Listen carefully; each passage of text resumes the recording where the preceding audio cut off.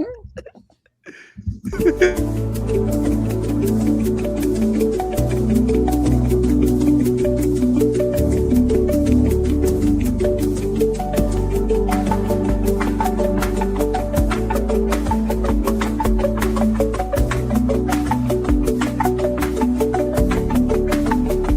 just going to pause.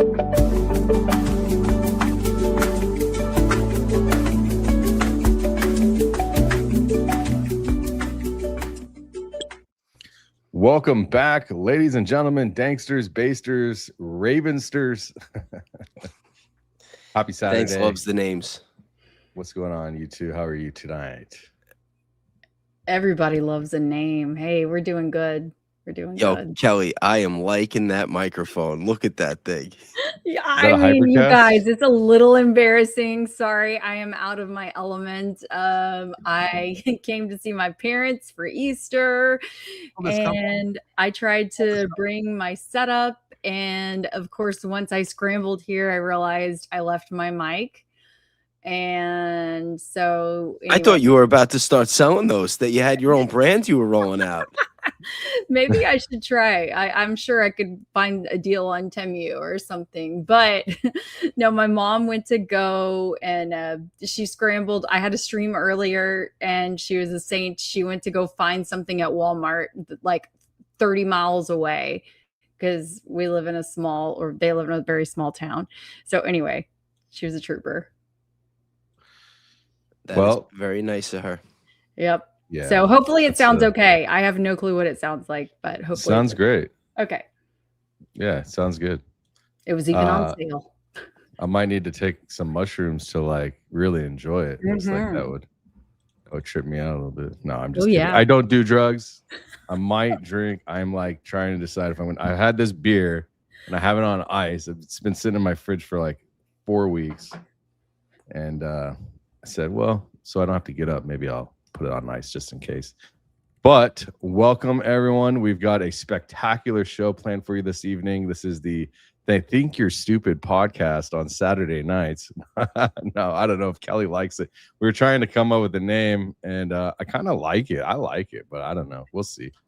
Trying to come up with something. But I am so confused right now because the chat has been asking me for weeks to go on Kick too. They don't understand like why I only stream on YouTube. You're having computer issues again? Is that? It's not that I'm having computer issues. Apparently, I see the chat moving. Shout out to everybody that's watching me on Kick. But on my screen, like on how they got like the YouTube studio, on my Kick studio, it says that I'm offline and I don't see the picture. So I was just texting Stacy. Shout out to Stacy, who's like, no, we could see you. It's working. Oh, good. That's great. That's just throwing me off. It's like, why is that saying that I'm offline? We are. I'm setting up the Rumble stream. So if you guys want to follow on Rumble, feel free. And I'm going to set that up right now. So if you are a Rumbler, please go over and check it out. And I'm trying to get these two to set that up as well. But anyways, so lots of interesting things this week. Your boy has gone viral on X, that would be your boy Danks, me, for a couple of things, and it's surrounding media, TPUSA, foreign agents of Israel, and the president and his family, and Tyler Bowyer, and my goodness. Speaking of Tyler Bowyer, I feel kind of left out, because in the past week, first he's making public statements trying to dispute Kelly's reporting. Then he's commenting, disputing your reporting.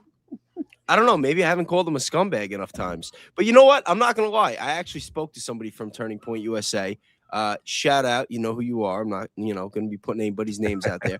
And they actually said that Tyler Bowyer is getting a really bad rap and that he's actually a really nice guy behind the scenes. So take that for what it's worth. I always tell everybody. Well, sorry. Go ahead. And I was just going to say, I always tell everybody that everything is a factor in the equation.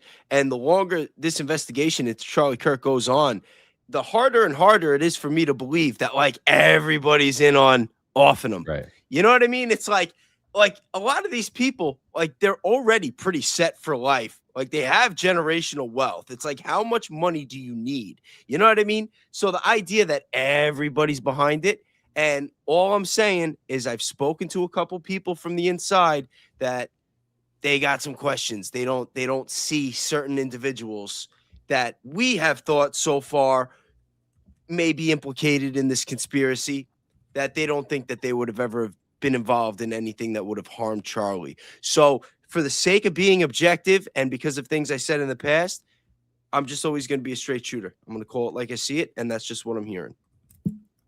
Yeah, I mean, I'll say from the public discourse, this is what I'll tell you, and I'm really good at reading people. I've had to be in my life, from the lifestyle that I chose to live, from not being able to trust people and living a rough life, all the way to playing poker full time, to just understanding patterns and people and the way, you know, things happen in life. And so I will say that there's two things for me.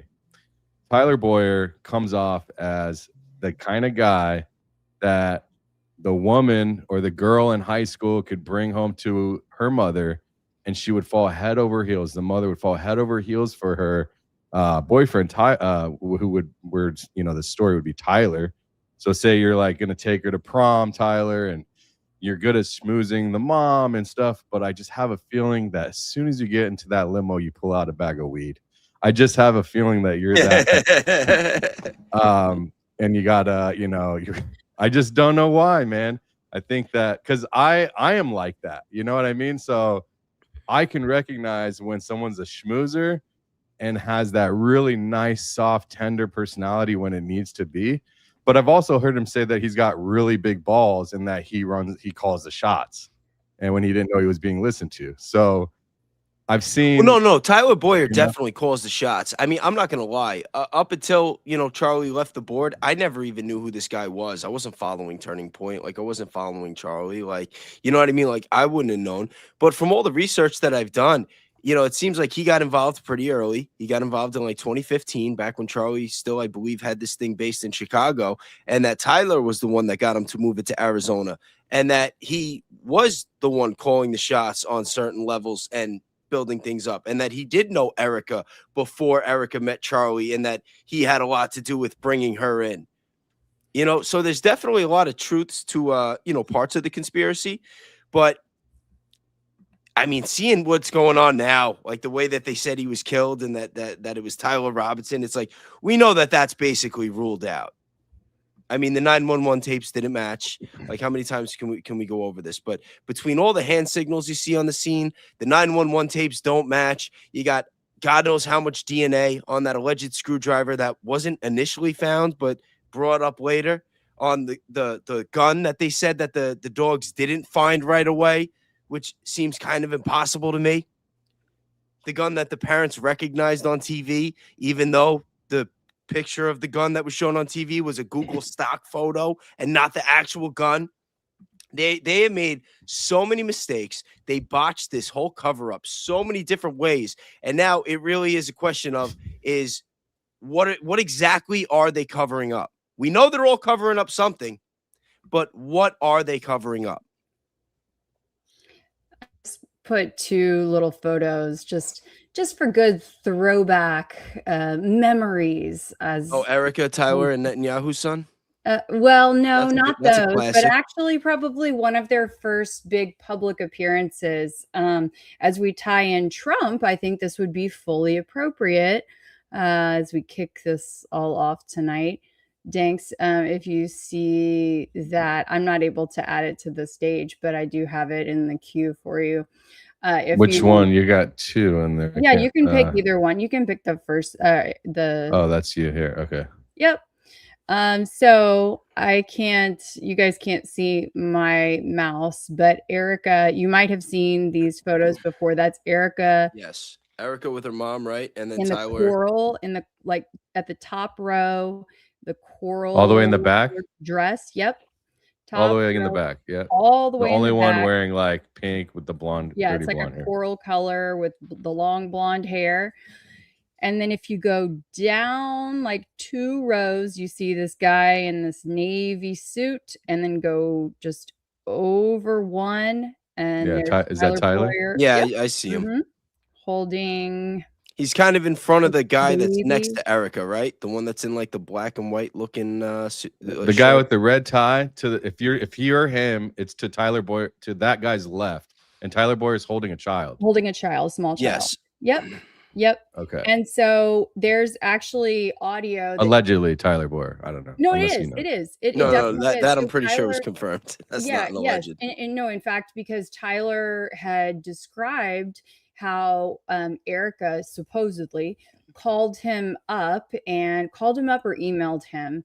One of the two. Sorry, I can't remember for sure. But supposedly Erica contacted him and said, "Hi, I was Miss Arizona, and I would really love to be involved in the Trump campaign. Is there a possibility that I could be at the rally?"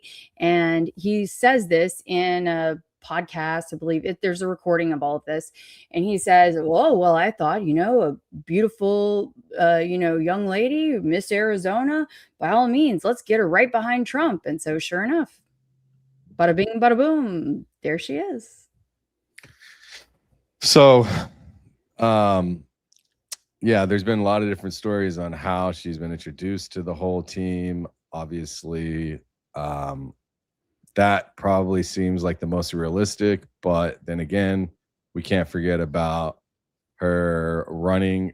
I mean, her being with Yair Netanyahu, and then they said they met at some other place in New York, I think, and then at the interview. So it's like there's so many interesting ways of how they've gotten involved. But one thing for sure I will say is that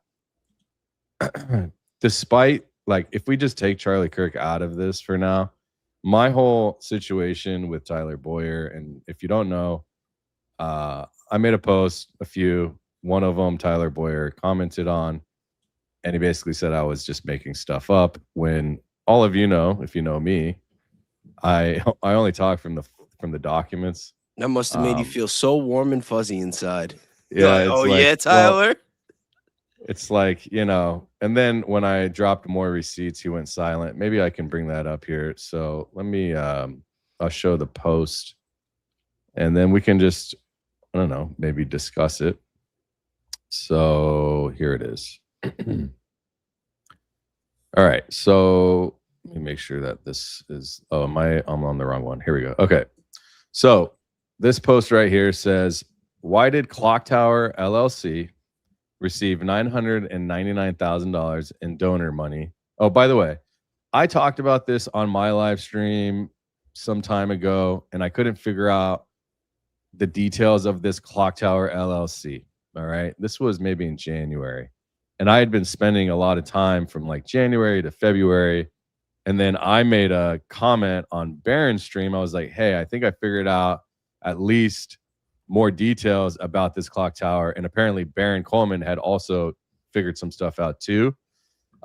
So I didn't know that he talked about this, but just so you know, like my claim to whatever I've discovered ties directly to Salem Media, Clock Tower LLC, and the Charlie Kirk show, but also tying in what Baron and I have both talked about.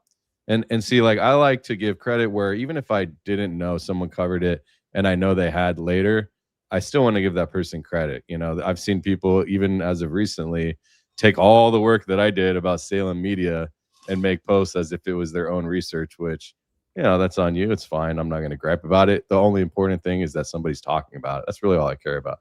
But I will say, Baron was also talking about this. So there's a company called Clock Tower LLC that America's Turning Point actually paid $999,000 to. And then about a year and a half later, so this is the America's Turning Point 2019 Form 990. This is a nonprofit 50C4 receipt tax form, income tax form. And in their independent contractors, which they only had one independent contractor of 2019 that they claimed, they paid $999,000. What's interesting is they only made like $2.1 million in claimed revenue. So they paid this company, which is a storefront location hidden behind a registered agent title, address, phone number, everything is hidden behind Clock Tower LLC, behind a company called Key State, which actually Key State gives $100,000 guarantee that they can keep your company like completely private. That's like part of their shtick, which is interesting. I thought that was some sort of violation, though. Not certain states like Wyoming. I think certain Wyoming, I guess Nevada, or maybe certain cities in Nevada, and then I'm just Delaware. I'm just having trouble believing this, because this is supposed to be the most transparent administration of all time. Yeah, well, I mean, this is just a nonprofit, right? And the So president's son has a 30% stake in Salem Media. You're taking this out of context. It's Clock Tower LLC, and I cannot definitively say that this is Clock Tower X LLC, because that's why I'm talking about this. But I'm asking the question in this post, if you look back, why did Clock Tower LLC receive that money from Charlie Kirk's America's Turning Point, produce nothing, dissolve, and then the same name reappeared as a foreign agent for Israel just a couple years later, right? And so I show the filing, I show what I just showed you here, the money research project on educational outputs, and then I show registrant Clock Tower X LLC, Bradley Parscale. What's interesting is Bradley Parscale had mentioned when he had mentioned in a news reporting or something, and they quoted him, and he just said Clock Tower after he had opened this one up. And so I know that he refers to his company as just Clock Tower. Another thing is that Bradley Parscale is tied to the Trump administration, as well as an associate of Charlie Kirk, because they're all in the same circle. So they've done work together. Now, the most interesting part, well, not the most interesting part, but about this story in particular, is that Bowyer, creeping on my comments, someone posted this. So then this person said, this screams Tyler Bowyer and Jake Hoffman, while Chris Mays acts deaf, blind, and dumb.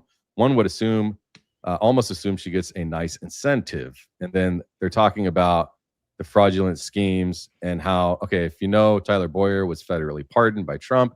However, he's still facing state charges in Arizona, along with Jake Hoffman. And then what's funny is Bowyer comes in and he says, AKA just made up stuff. And so all of these allegations, he says that.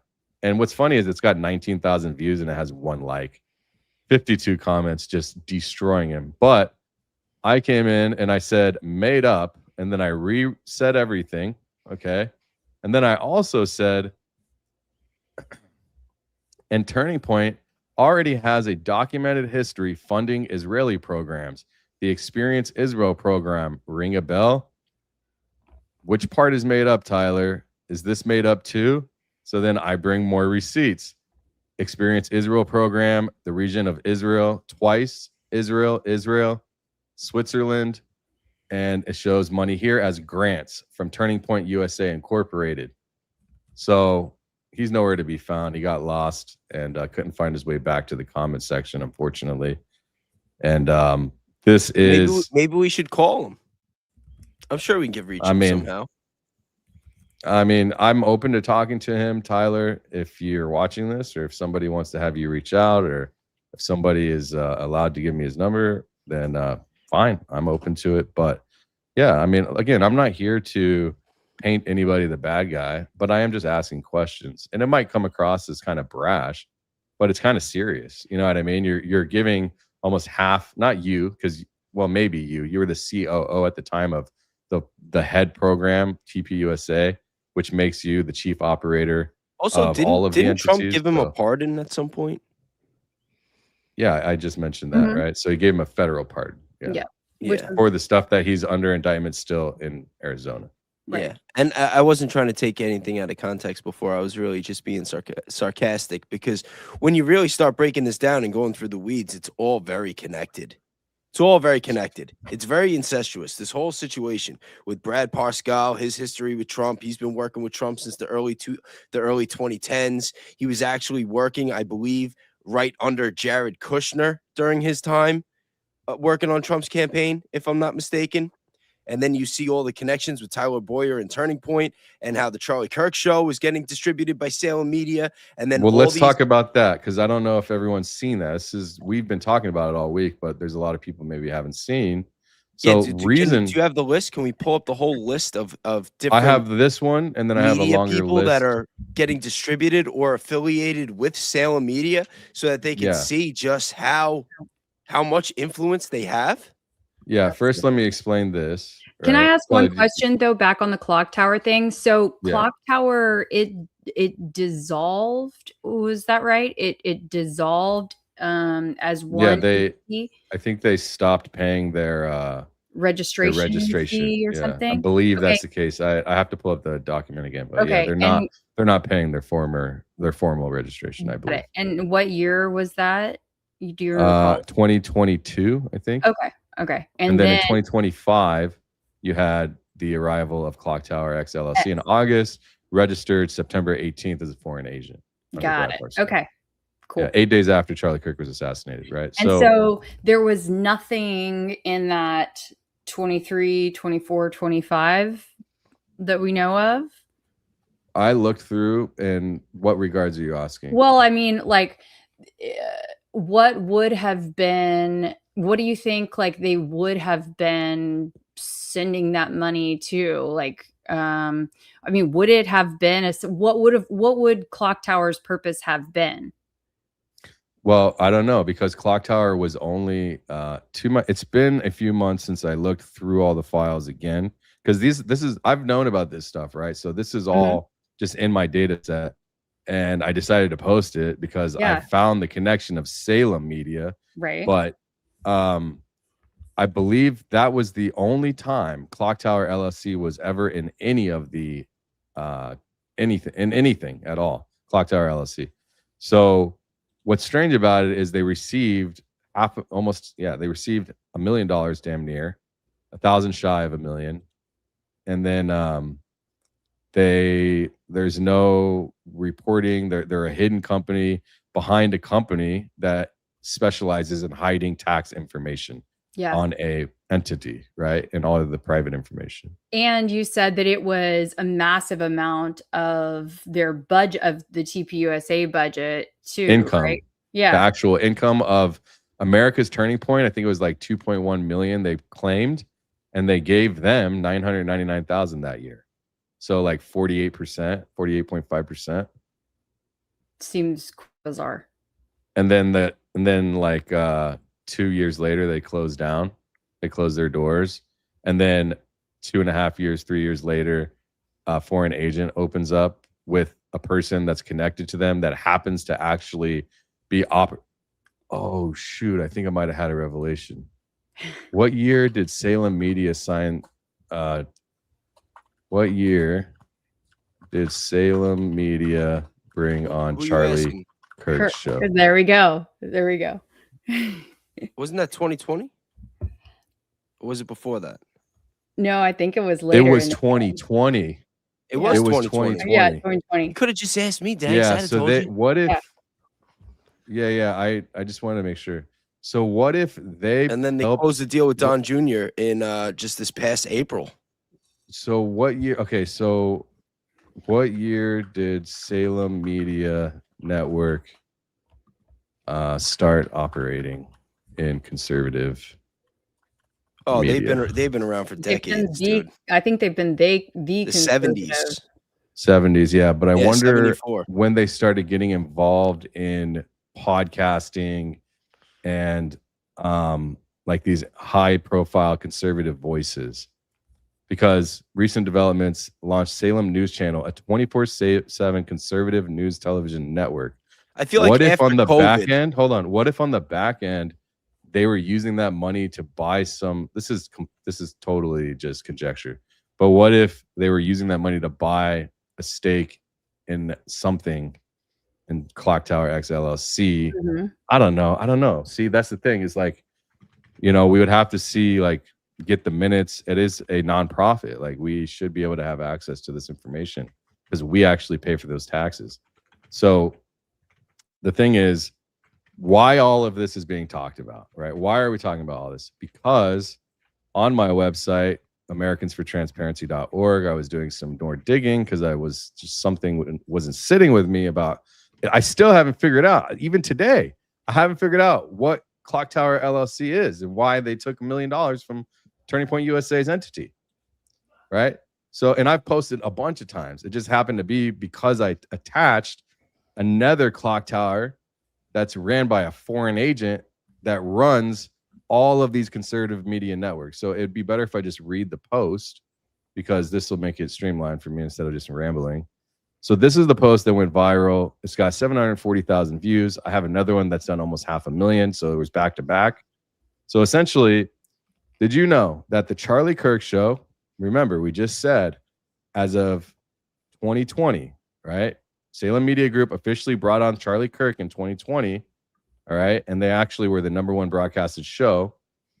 Not only that, Josh Hammer, Dennis Prager, Laura Trump, Larry Elder, Hugh Hewitt, Dinesh D'Souza, who reached out and actually said that he started his own show. So I guess he's not affiliated anymore, but he still was for the time that Brad Parscale was there, since January of 2025. You know what I just Sebastian thought of Gorka, that we should have thought about sooner?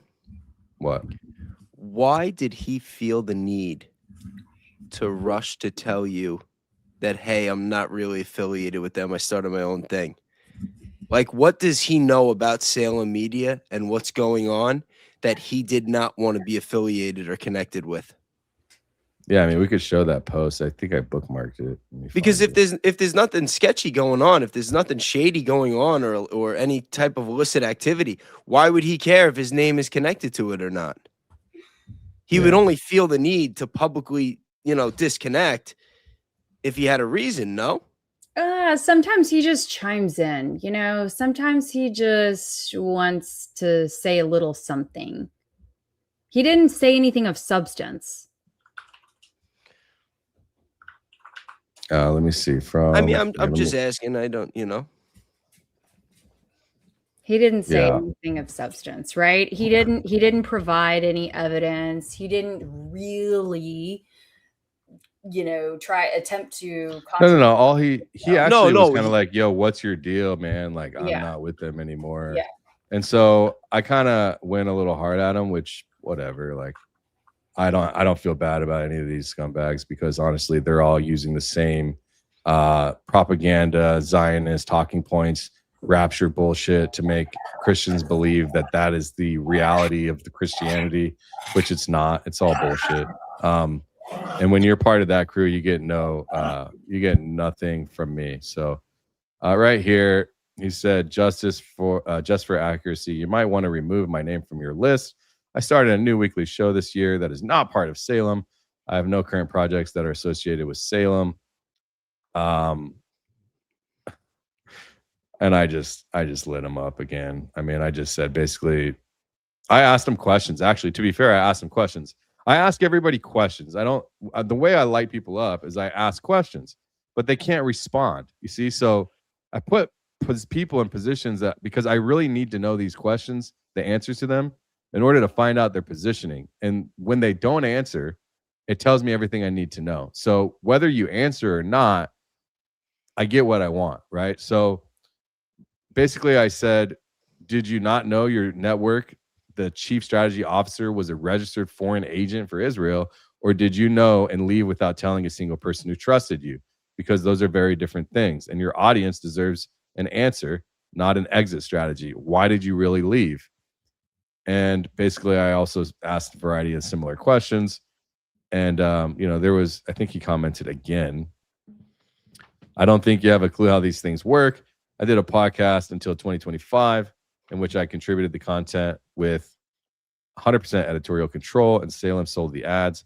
We had a rev share deal. I never worked for Salem and received a salary. So what exactly is your issue here? And I said, don't insult my intelligence, basically. You answered none of my questions. It's fine. I'm not your enemy. The company you work for is all of ours. God bless. Which actually we hit trending #1 that day too, by the way. Because we're finding out that the bulk of our media, which I'm going to show you that right now, is actually bought out by Brad Parscale's company. But the reason why this is so important is this, right? So Brad Parscale, he is the chief strategy officer of Salem Media Group, which is the largest conservative radio network in America. And he's also the owner of Clock Tower X LLC, registered foreign agent. You can just go to americasfortransparency.org here, and you can see right here on my site. I put all the information here, so if you want to check it out, you can. And then I have a whole list of the roster and then connected investigations as well. Thing is, in their documentation, it says that the FARA filing states that Israeli government messaging gets integrated into Salem Media Network properties. But the problem is those properties never get disclosed into the FARA documents, which is a violation. All right. And it's not just that, it's also affiliates as well. So I can go to their documents, Clock Tower LLC, and I have all of the registration information in here. Okay. So you can go to, I think it's exhibit. Let me make sure this is the right one. Look at all these FARA documents, bro. I think it's this one. Oh, is it not going to come up? Let me see if it's this one here. It's one of these. I did some work to the site yesterday and I added a whole bunch of pages, so some might not work. And it takes a while to load from a third party. But it says, not just that. Let me make sure this is the one. It says that it's integrating into Salem Media. And you didn't know this, Bays. I went through this today and I put it on my video. Right? So check this out. Oh, this is the short form. So let me go back to up top, I think, right here. I think this is the one, Exhibit B. Affiliated or associated companies. It's not even just Salem, bro. It's everybody they're associated with. And it says it in the FARA filing. Like we thought it was that, but it actually says it in the document, bro. Well, no, I didn't think it was just Salem. I mean, it's obvious because they all have the same the same talking points. They're all pushing the same narrative, same agenda. Right here. And if any of these people are getting paid, then it has to be documented somewhere. So content production and distribution. This is FARA registration. It was updated on the 26th. Oops. Damn it. How do I get rid of this? And it says right here, paid integration of narrative messaging into, this is part of Clock Tower X LLC. This is their FARA filing. This is one of many. And part of their entire mission is to be integrated into the narrative messaging into Salem Media Network properties and aligned distribution channels. Paid media campaigns delivering a minimum of 50 million impressions per month with a target average CPM under $2 across the combined budget pool. So they are targeting anybody that's in conservative media, and in their FARA filing, they're actually supposed to update every single company that they're targeting essentially or working with for narrative distribution. But I haven't seen any evidence of that. The problem is that Pam Bondi actually disbanded the federal oversight for convicting felonious acts for FARA unless it's directly treasonous, which I don't see how this isn't, but they filed the FARA document, but they're under violation. So it's kind of a mixed bag of information. Let me say what's up to Measured Man. Passing this through, Danks, if they're changing what religious NPOs can do, they've been tracking it. BestNet is shifting, and it looks like they want Lake back in so Bowyer can get a state pardon. I'm not, and I think that Keli might be able to speak more on that. Do you know about, I think you know more about the Arizona politics, or? Yes, I know a little bit about I saw another thing with someone else. So, okay, passing this through, they're changing what religious NPOs can do. We've been tracking BestNet is shifting. Looks like they want Lake back in so Bowyer can get a state pardon. Okay, I don't know specifically about that, but I have been keeping an eye on the Arizona politics, but I will take a look at that. I've been trying to keep a close eye on Arizona and Utah state politics, so that's interesting. And yeah, in regards to the Arizona state politics, I've got an eye on the Farnsworth race. In case y'all didn't know, Terrell Farnsworth's brother is running for state representative, which is interesting. Very interesting. Yeah. It's funny how that works, isn't it? I want to say one thing, just a personal thing. You know, I don't know if I trust her very much, bro. Like, she doesn't look very nice. Just to me, like, that looks like when my mom caught me smoking weed when I was a kid. Like I'm gonna bring the belt out and whoop that ass. But that's in public. Like, there's people around. She doesn't look happy. I don't know. That's just my personal opinion. Whatever. Anyways, Kari Lake and Tyler Bowyer have a funny history because Tyler Bowyer, through Superfeed, actually helped fund Kari Lake's campaign while Superfeed was unable to do so. And it was a violation. I forget exactly what it is. Man, there's just been so much information I've taken in. But thanks for the super chat.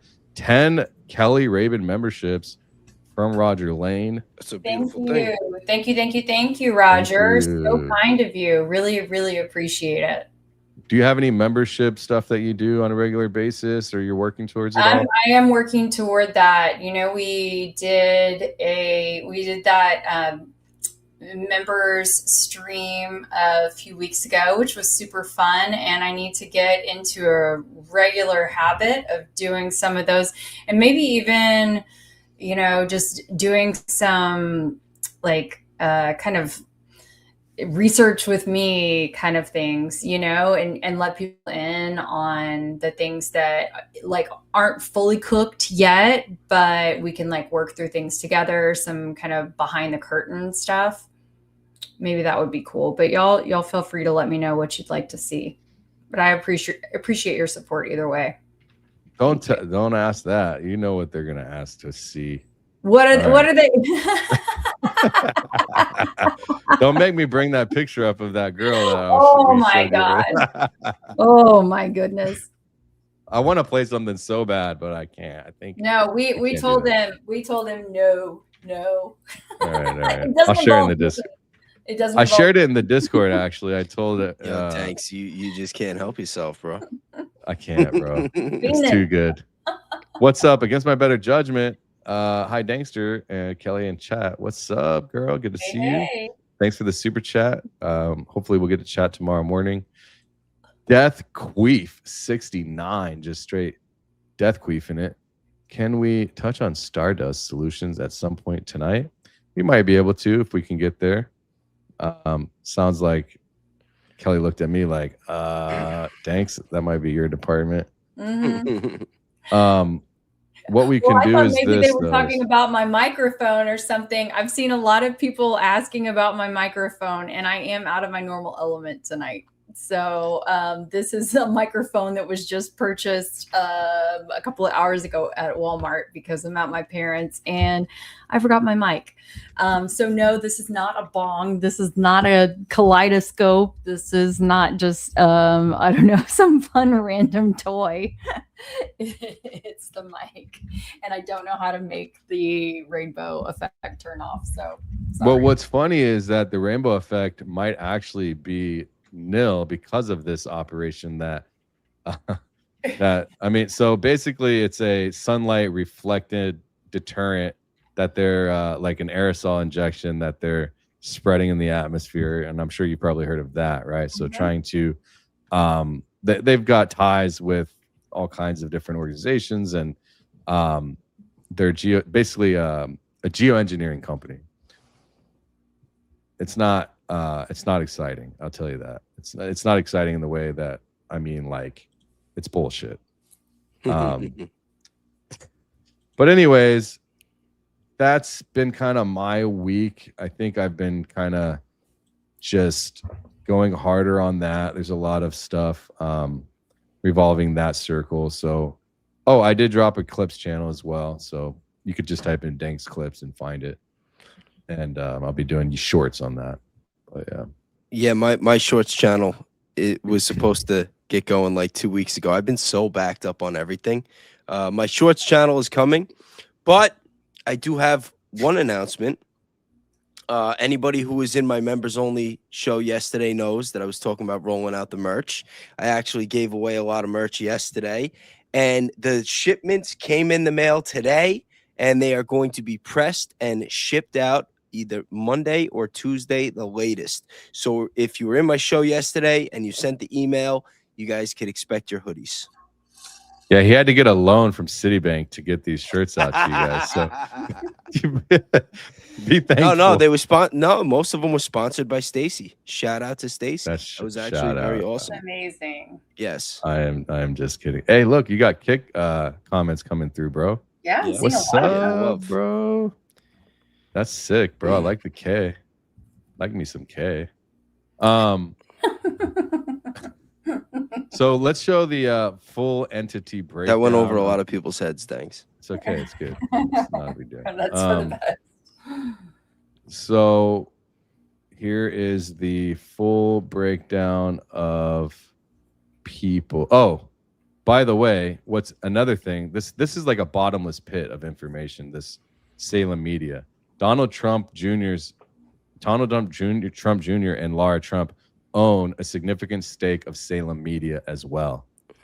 What I think is happening is this. Let me tell you what I think is happening.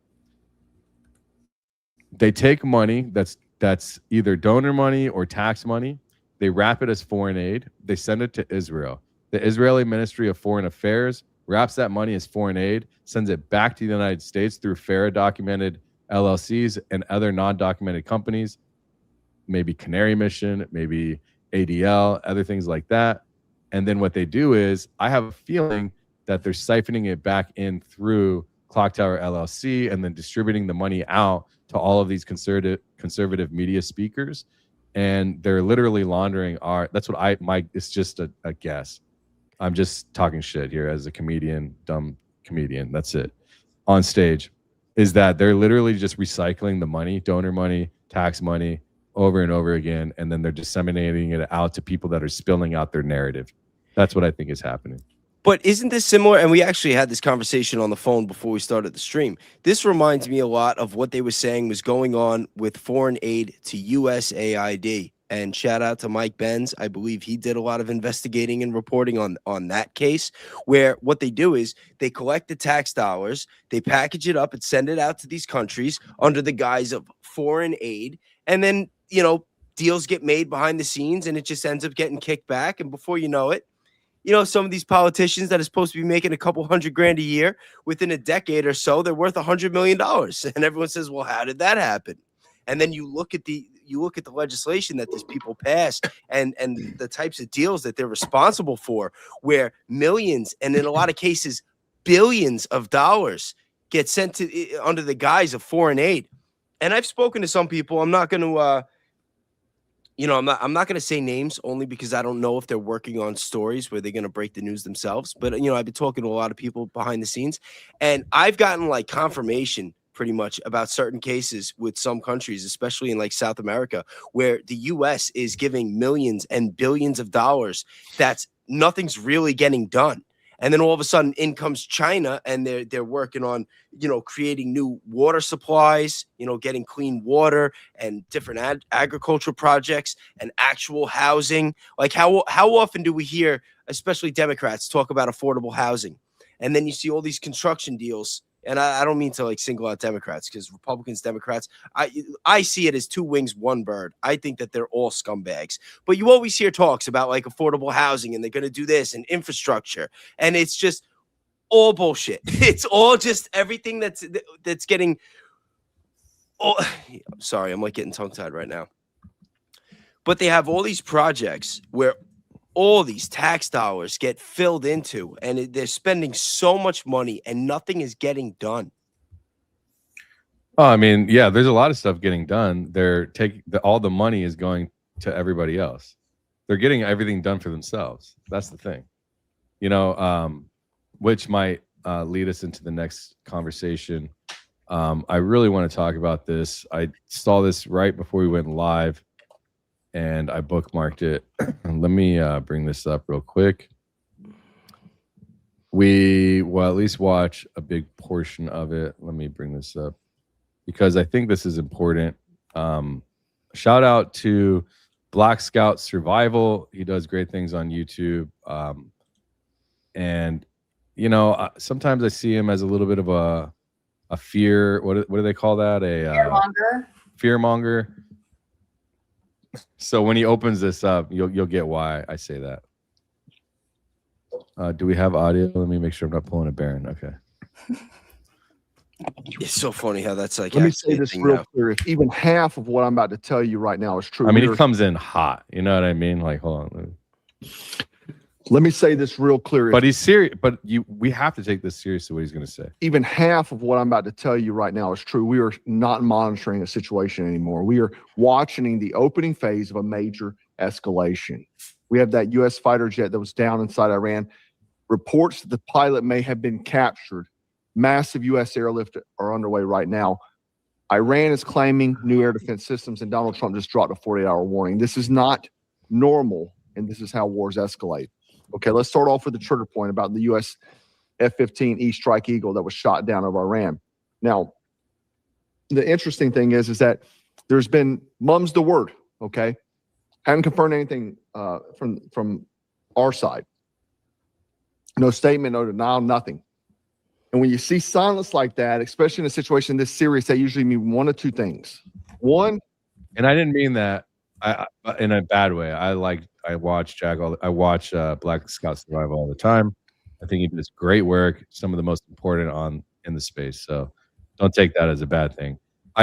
Sometimes I wonder if he's been talking like this for a while, but I think it's important to have your heightened senses lifted because now here we are. You know what I mean? We're like 48 hours away or less from an Iran strike that's pretty much imminent at this point from our side, right? They don't control the narrative yet. Two, the situation is worse than they want the public to know. And what he's saying is he's saying it's quiet, right? Have you noticed they're not really saying much? There's not a whole bunch of media out talking right now. Okay. He's saying it's one of two things because of it. No denial, nothing. And when you our side, no statement, no denial, nothing. And when you see silence like that, especially in a situation this serious, that usually means one of two things. One, they don't control the narrative yet. Two, the situation is worse than they want the public to know. You got Iranian media claiming the pilot. I'll be right back in a minute. Some reports are even saying that civilians located him. Okay, I'm going to show you first a clip of some hunting him down. So this came out. سلام علیکم خسته نباشید. آشه سلام علیکم. علیکم سلام. امشب پیدا میشید نه؟ آره سلام علیکم یا الله یا سلام. پرچم همیشه بالا. آدی سلام علیکم خسته نباشید. خسته نباشید. خسته نباشید. یا سلام علیکم. And this is why the situation is bad, is because you're in an area where you not only have the military, the police, you also have civilians out here looking for you. So if you don't know, there was a downed fighter jet, F-15, that basically was taken down by Iranian combat, and the Iranians are out actually trying to find the pilot that was taken down and most likely ejected. I don't know if there's actually footage of the flight. I doubt there's any footage because of that area and the war zone, but that's what's happening here right now. So they're looking for the pilot. These are Iranians looking for the pilot that is an American pilot, hopefully still is an American pilot. Bad situation. Now there's a video circulating. Again, I don't know how true any of this is, but they're claiming that civilians captured the pilot.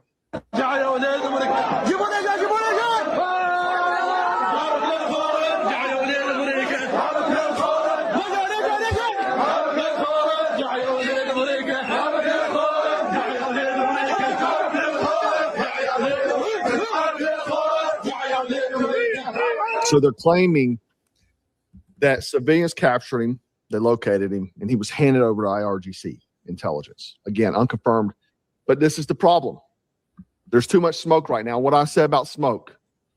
And when that happens in a combat zone, you don't ignore it, okay? Now, if a U.S. pilot is captured inside Iran, that is not a minor incident. That is not what you would call a contained event. That is a strategic flashpoint. Because now you're dealing with hostage leverage, political pressure, and military escalation decisions. And Iran, bro, this comment got me cracking up. Hey, man, we can't all be barred out over here. We need somebody on their toes. it's already floated messaging about prisoner exchanges. You think that's random? It's not. That's positioning. They're saying they'll give over the pilot for prisoners. And that's coming from the IRGC. So where there's smoke, there's fire. I tend to believe maybe they have captured him. Okay. Now, he says they tend to believe that they haven't captured him. I don't know what the move could be that they would say they have him, the pilot. Like, maybe, well, I guess I could see why, right? To maybe buy time, to maybe work a deal, but we're not making a deal. Trump is not making a deal with anybody. He is, every time he said he's making a deal, he's completely backpedaled on it. So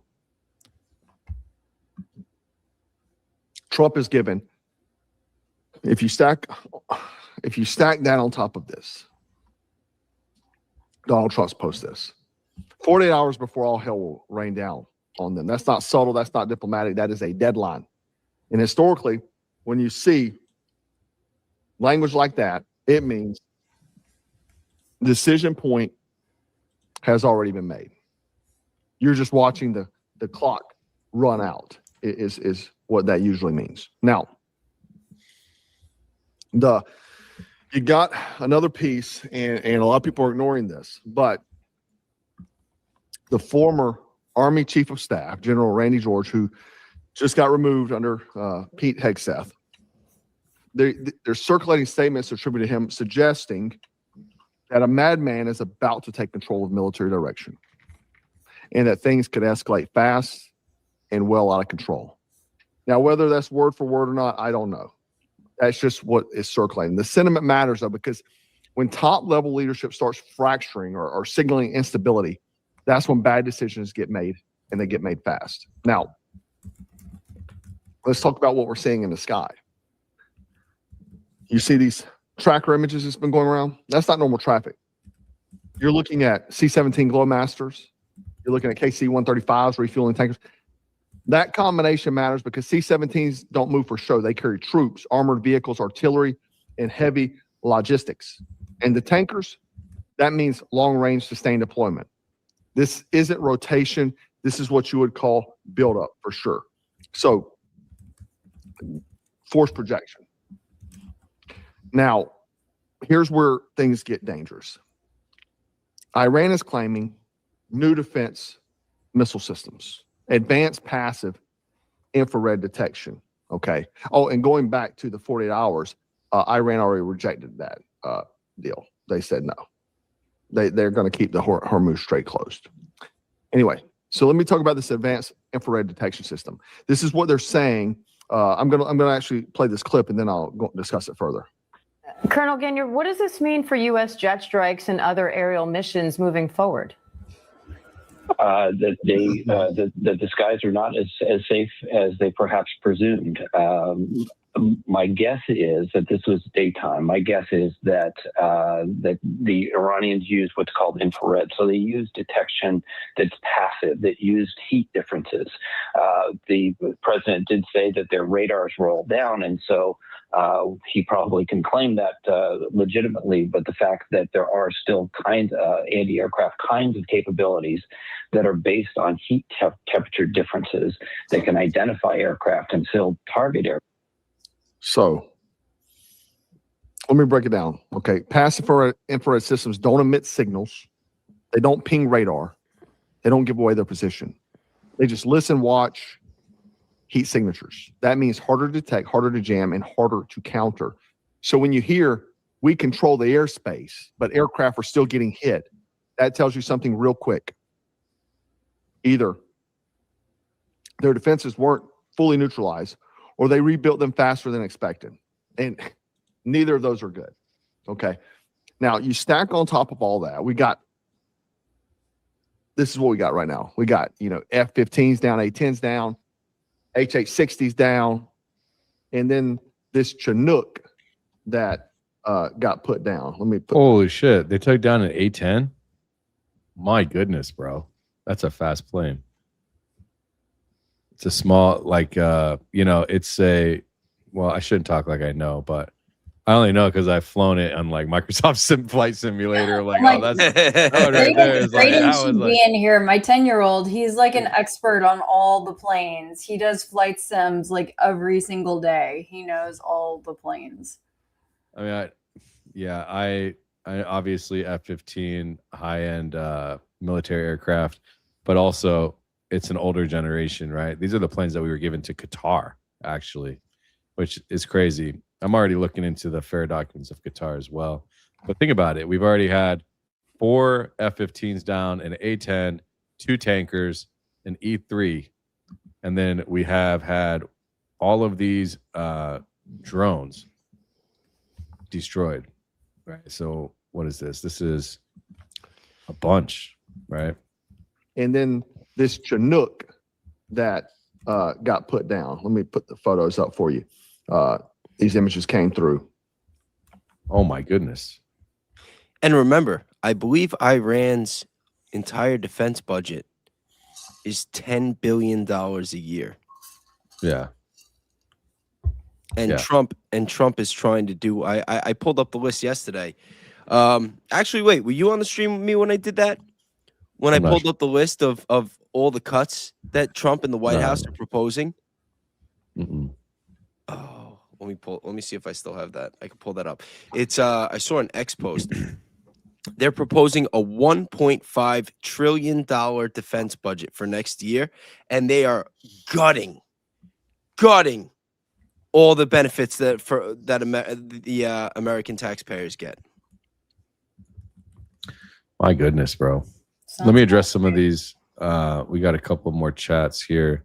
So, Measured Man, $10 will definitely subscribe. Sorry, thanks for until that we sent so many emails. You do send a lot of emails, bro. It's like 10 sometimes a day, but I try to read as many as I can. But we don't have social media. All good. Thank you for the super chats, bro. Big love to you.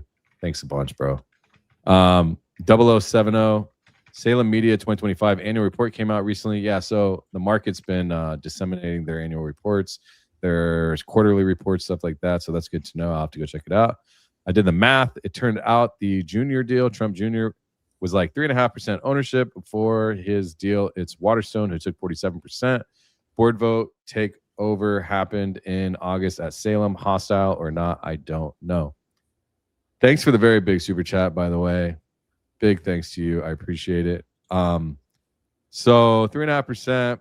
What's interesting is that Salem Media themselves reported, and it might just be to rub the backs of Trump's family in the media. They said significant ownership is what Don Jr. holds. Now, 3.5% of a company that's public is a large percent. You could actually do damage to a company by selling off your stock if you sold all of it at once. So whether or not, I don't even care how much percent he has. The fact that they own any and that the owner is a registered foreign agent for Israel and that he owns stock also 30. Brad Parscale, Salem Media owns 30% of Don Jr.'s company.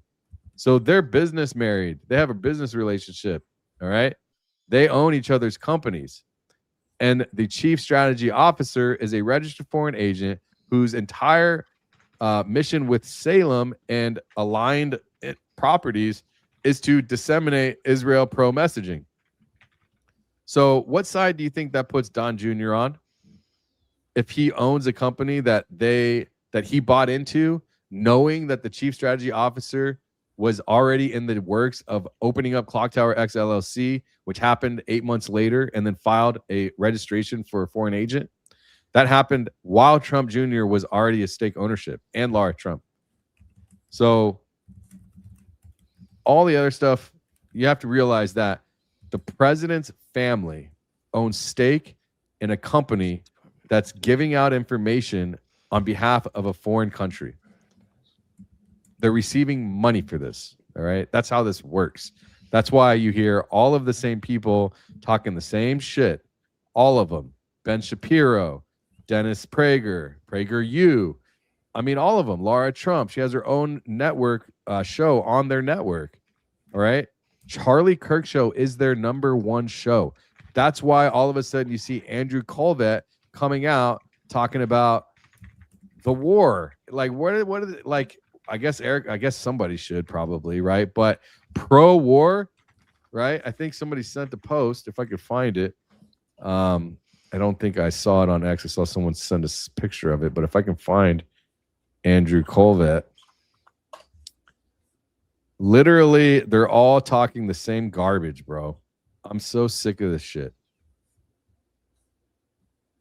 Yeah, here we go. Here's one. I mean, I don't know which is which, but let me take this down. President Trump says new strikes in Tehran have terminated many of Iran's military leaders. Perhaps President Trump is looking for different leaders to negotiate with. What kind of stupid ass comment is this, bro? If you have nothing to say, then just don't say anything, bro. You look freaking stupid, man. What else are you saying over here? Nothing important. More non-importantness. I mean, you're just like what, a tweet whore or something? There's nothing valuable here, bro. No obesity, no graffiti, no trash. Dress for respect. I want this back. Quote tweeting shit. Garbage. Oh, here's one. As the sun sets over Iran, the field of play is about to shift in America's favor because the U.S. military thrives under the cover of darkness. Darkness is a place that Western Air Forces do way better in than our opponents. Look, they all are speaking the same shit. I bet if we go over to Mark Levin, let's see what they're saying. Let's just see what he's saying. Yeah, Fox News, enjoy.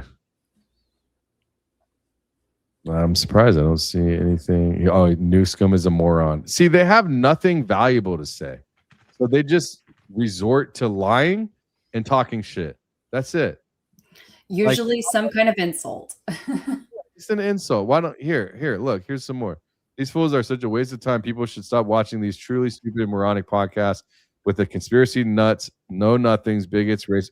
Like, how about you break some news or you speak some logic or maybe you try to plead your case?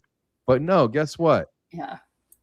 All right, so Danks. No remember I was telling you about the remember when I was don't have talking anything about valuable to say. Remember when I was talking about the proposal for $1.5 trillion in military spending for next year? Yeah, I'm aware of that. I'm looking at the cuts right now, and it's insane. Some of the cuts are going to be good, though. Like cutting NASA. NASA's a scam. We don't need to, like, what are they cutting there? Like 5-6 billion? They wouldn't even That's show us fine. the images of 3i. No, they ain't going to no moon. Come on, please. All right. Anyway, canceled renewable energy funding, $15 billion. Eliminate for climate research, $1.6 billion. There's about $4 billion they want to cut from education, which education is where they should be putting money into. I don't know where they're going to find $4 billion to cut. They already gutted it. Health and social programs, $9 billion. International aid, a couple $1 billion in money that they're saying goes to the, it's supposed to be food aid, but I'm sure there's a lot of Democratic kickbacks involved in there. And that's what it is when they make taken down. What? My stream got taken down, I think. That's what it said. Yeah. Your stream on what, YouTube? Yeah. Why? Really? Yeah. Because of the video? You played policies. it for too long? I don't know. It's probably all of these fools that they don't like us talking about them. Yeah, my stream got cut off. Yeah, that's weird. That happened to Jordan with us a couple weeks ago where they cut his, they didn't cut ours. I wonder how they differentiate gone. that. I can't even find it. If we're all on the stream together, why would they cut yours and not ours? Because I'm the target, bro. Yeah, look here. It's all about you. Thanks, the dictator. Yeah, that's probably old Tyler. It's gone. It's okay, bro. It's all good, man. Wow, that's crazy. He's like, I'm still. Are you still on X? Yeah, I'm still on X. I'm still on Rumble. Okay. I mean, but if you want to, you can get back in there and restart it. Yeah, we'll start it. We'll restart it up here. Let me. Is it gone for real? Hold on 1 second. I mean, we're still. Well, you still have the recorded file. You could still just repost it, patch it together, trim it up a little bit, put it out as a video after. Yeah. Hold on. And then you could say the stream they cut. I'll just start it over again. Delete from YouTube. Yes, Stacy said just got kicked off your live YouTube channel. Thanks. It's all right. Just restart it. I will. Yo, that's insane. Yeah, that's wild. See that? They're coming after us. Yo, and Valhalla was talking about that yesterday. I was watching, shout out to Nate. I was watching Valhalla, and he was going through the list of different YouTubers and people. It looks like YouTube is preventing you from live streaming at this time. Oh, you might have a temporary ban. It looks like YouTube is preventing you from live streaming at this time. Head to your live stream dashboard. All right. Oh, they're slapping you with the temporary. It's all right. Yo. Let's see. That's crazy. We're gonna go check out crazy. Dashboard. There's no notification. Oh, community guideline removal. Your content, if you disagree, appeal here. So Erica Kirk's TPUSA Tyler Bowyer goes silent. Trump family owns Salem Media and USA pilot Iran capture was removed due to a violation. I wonder what the violation was. Well, let's look. Review not available. This content was deleted, so it can't be appealed. Oh, they're not even letting me appeal it? Nah. Yo. What? Very, very interesting. Oh my goodness.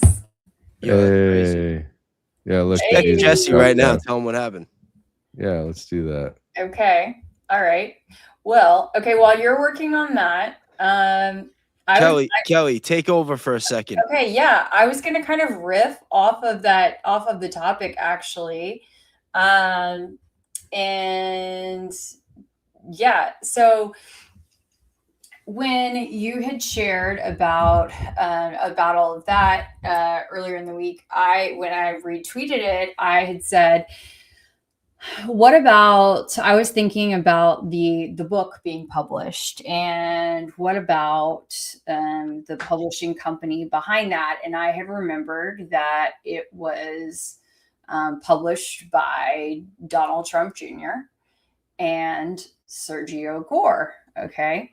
And why is that relevant? Well, you may remember that Sergio Gore was sworn in as an ambassador in November, I believe it was November, and Erica Kirk was there at the White House with her long, cousin it hair hanging down, and leans over and gets a really odd kiss on the cheek from Trump. It was a really strange situation.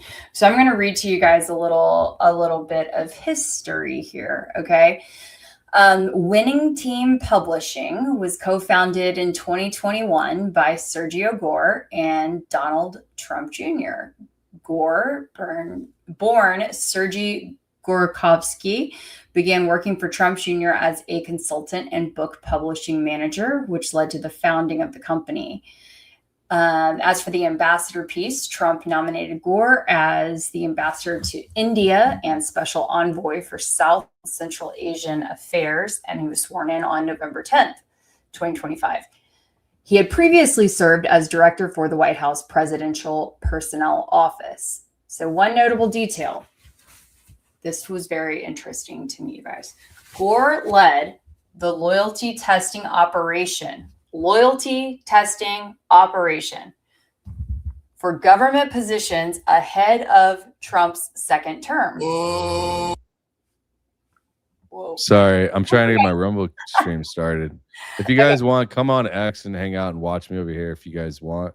Or on Rumble. It should be starting right now. Should be live. Sorry, okay. Go ahead. All right. Okay. So So he's leading this loyalty testing operation for the government positions ahead of Trump's second term. And Charlie Kirk was part of that government team. So Kirk wasn't just a winning team author. He was operationally connected to Gore in the personnel vetting process too of the White House for Trump's second term. I think that that's very interesting to show how intimately he connected that he was to everybody in the White House, literally picking and placing people in their positions. Okay, so I said, tell me more about this loyalty testing operation. Well, it's a tight web. Kirk and fellow loyalists met with applicants out of Trump transition headquarters in Palm Beach, grilling candidates on their dedication and faithfulness to the president-elect. For some applicants, it was a jarring mix. Substantive policy questions about restructuring the Pentagon or intelligence agencies, followed by bluntly assessments. Gore's role. Once Trump was inaugurated, Gore formalized it. All political appointee hiring decisions went through the White House, and applicants were asked how they supported Trump. What was that? I think the dog. I don't know. I think my mom probably picked him up. Sorry. So all political appointee hiring decisions went through the White House, and applicants were asked how they supported Trump during the 2024 campaign. Then the Kirk-Gore financial entanglement. This is worth noting. On Gore's White House financial disclosure form, where he lists himself as CEO of Gold Standard and president of Winning Team Publishing, he also lists Turning Point USA as a source of compensation in 2024 for consulting services. So Kirk's organization was paying Gore while Gore was running the loyalty tests that Kirk participated in. That's a notable loop. And if you guys remember, again, Erica, as she was standing there, like right behind Trump, I just remember her standing there, like with her hands kind of folded, you know, and she's like, Charlie, you know, I just know how close you guys were. And, you know, he would just be really proud of you. Y'all remember, it was very awkward. Okay. When Gore was sworn in as the ambassador, she said Charlie loved you, and he would have been the first phone call. And Charlie's watching over us right now, right? The Gore-Kirk relationship wasn't just professional, it was clearly personal. The financial ties ran in multiple directions. Do y'all have any thoughts on that? I'm sorry, I was just reading something. Okay, I can keep going. I've got a lot more to talk about. Keep going. Okay. I was. I'm not gonna lie. I was reading something in the chat because somebody was talking about Mad World, and I was also posting on X about what's going on with Danks. I could tell Danks is really pissed off right now with good reason, and I'm trying to get the word out to raise some awareness about that because that's bullshit.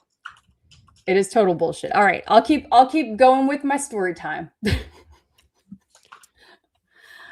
Okay. So then I'd asked, okay, did they publish any other TPUSA aligned people's books like Turek or Rob McCoy or Shapiro, Carlson, Candace, etc.? And they said, no, actually the roster is pretty tight, specifically MAGA orbit rather than the broader conservative media. The confirmed winning team authors are Trump, Charlie Kirk with multiple books, Jeanine Pirro, Carrie Lake, Marjorie Taylor Greene, and Peter Navarro. So it's really a Trump inner circle operation. Are we going to just act like this shit didn't even happen right now? We're just going to just pile through. This is some bullshit. It is some bullshit. I was just trying to give you time. They want to act like this is going to, you know, this is the thing though. And like the problem is this doesn't make them look any better. because this post is going to go viral as soon as I push it through. And the Yeah, thing no, is, as it should, as it and should. it's like, and it's just one of those things, you know. It's not a good look. They won't even let me appeal it. They won't let me restream right now. That's what's crazy. That's what's crazy. You They're know? not giving you. And this is all reason. public information, man. I'm not making anything up. You know what I mean? But that's what it is. They don't like the truth. You know what I mean? I was just trying to give you time to. No, you're good. I appreciate you. But It's thanks. not Let's be honest. Let's be real. You know, getting your YouTube clipped is a lot better than a single car accident. You know what I mean? Yeah, of course. Well, Well, who knows? Don't even put that energy yeah, out. please. We're not putting that into the universe. All right, so I saying. need everyone to repost this. I'm gonna give you it right now. I just posted it. Hold on 1 second. Yo, and shout out. I appreciate the people sending the supers. I saw Dale gifted a couple memberships. I appreciate that. Yeah, I mean, this is, 0070 says 3.5% is huge. If Waterstone owns 47%, it's majority ownership.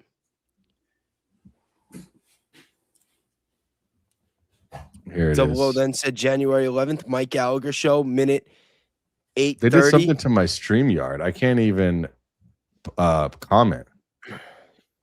Yo, that's crazy. Here, It says Pascal talks about repping Waterstone and his put that vivid in the dream chat, for yeah. Salem before takeover. check the private chat. Put that in the chat. See if you guys can share that out. Okay. While I'm live. Copy the link. I'm gonna post that on my Facebook right now. Oh yeah, guys, does everybody follow me on Facebook? I use my real name on there. Hold on. I'll post the link so you guys can get to it. Because that's where I post most of my stuff. I know most people use X, but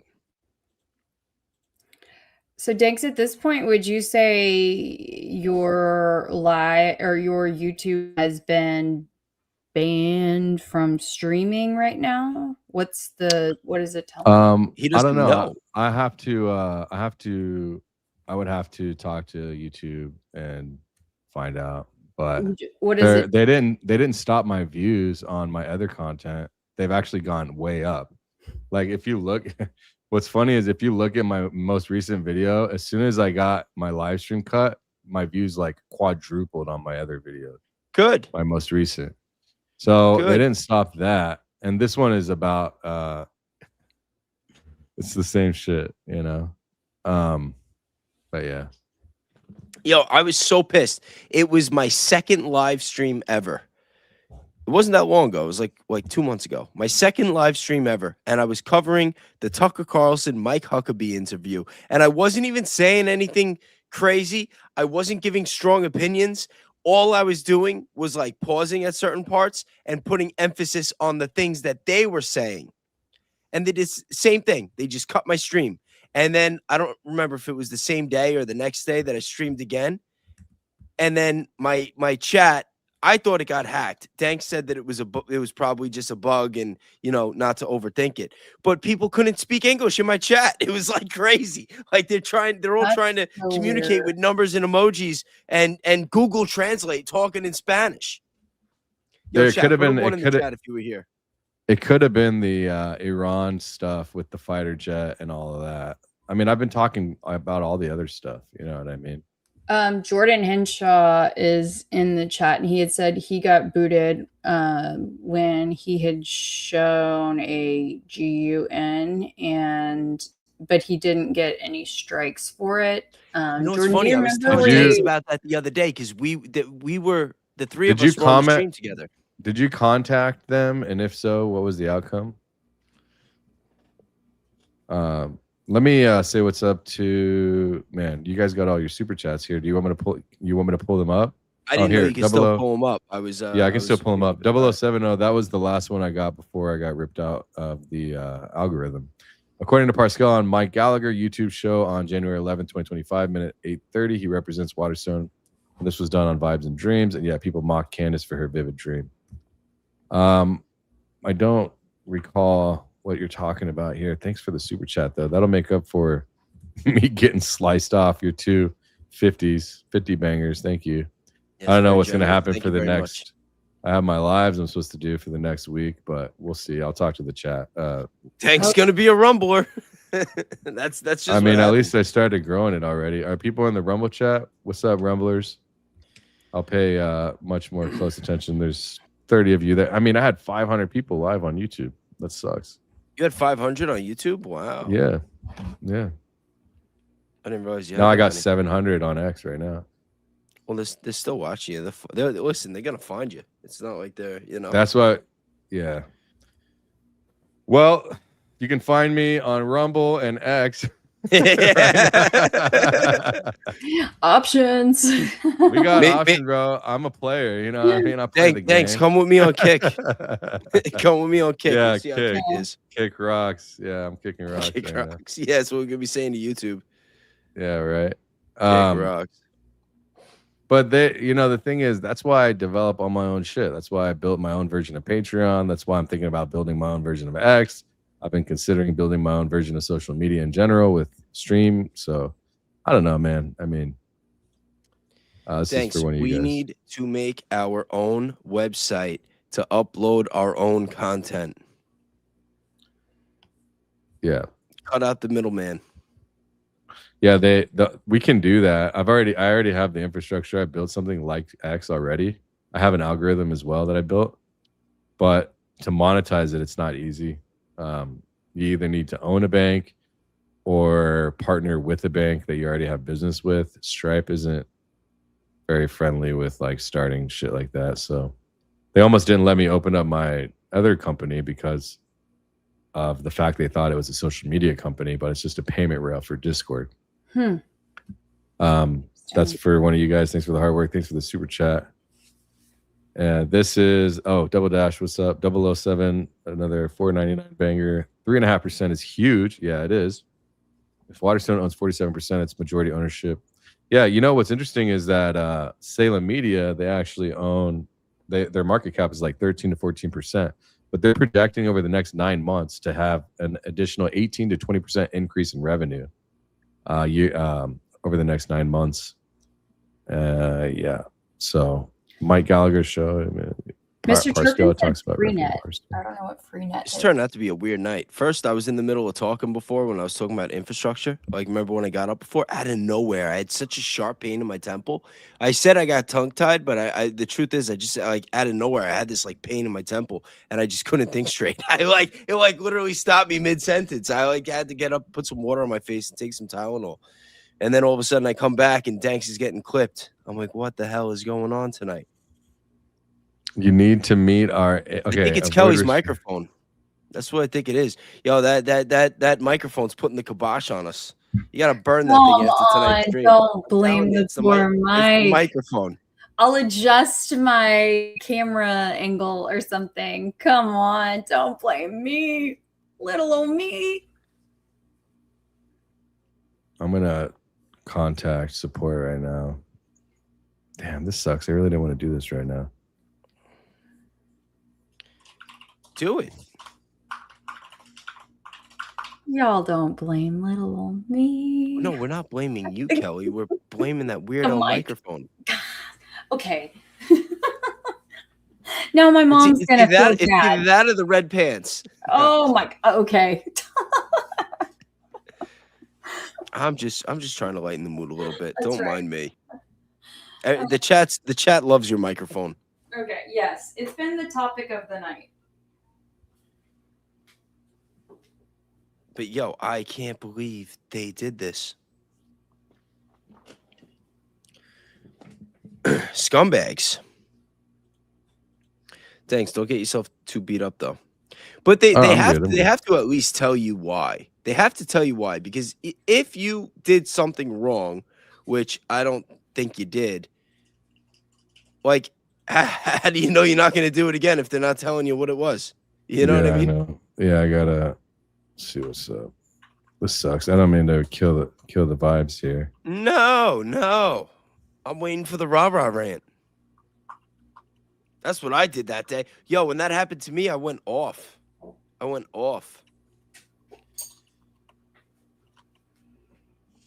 I have no ability to what's it called? What's what's that shit called when you want to appeal? That's so crazy, bro. No ability to appeal, and the stream is completely gone. Did you check your email? That's weird that the stream is completely gone, because that didn't happen to me. Because when it happened to me, they cut my stream and they tried to say it was a copyright strike. Not a strike, but they said it was because of copyright. But then as soon as they kicked me off, the stream got posted and it passed the copyright test and got monetized. So I'm like, okay, that wasn't it. You guys are going to have an experience. Let's see what they say. Yo, I wonder if, this has to be a first. You're live streaming on YouTube about how your live stream on YouTube just got cut and they won't let you stream again. But you're connected to someone else's stream through a third party. So you're able to stream it out on YouTube. I mean, I don't know if I should do this. I don't know. Maybe I shouldn't show. What? Out of respect, that's maybe. I don't know. Yeah, that's right. Out of respect.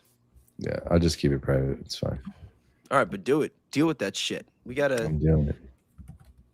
Hi, my name is Elise. How are you doing? I'll just translate it. Make sure you're screen recording it though. Maybe put that in the members only tomorrow. That's true. Good to document the process. Yeah, definitely document that shit. Can't let them get away with this. And keep in mind, Google owns YouTube. Yeah. And Google also has cloud contracts with our not so greatest ally. Just saying. Just putting that out there. Project Nimbus.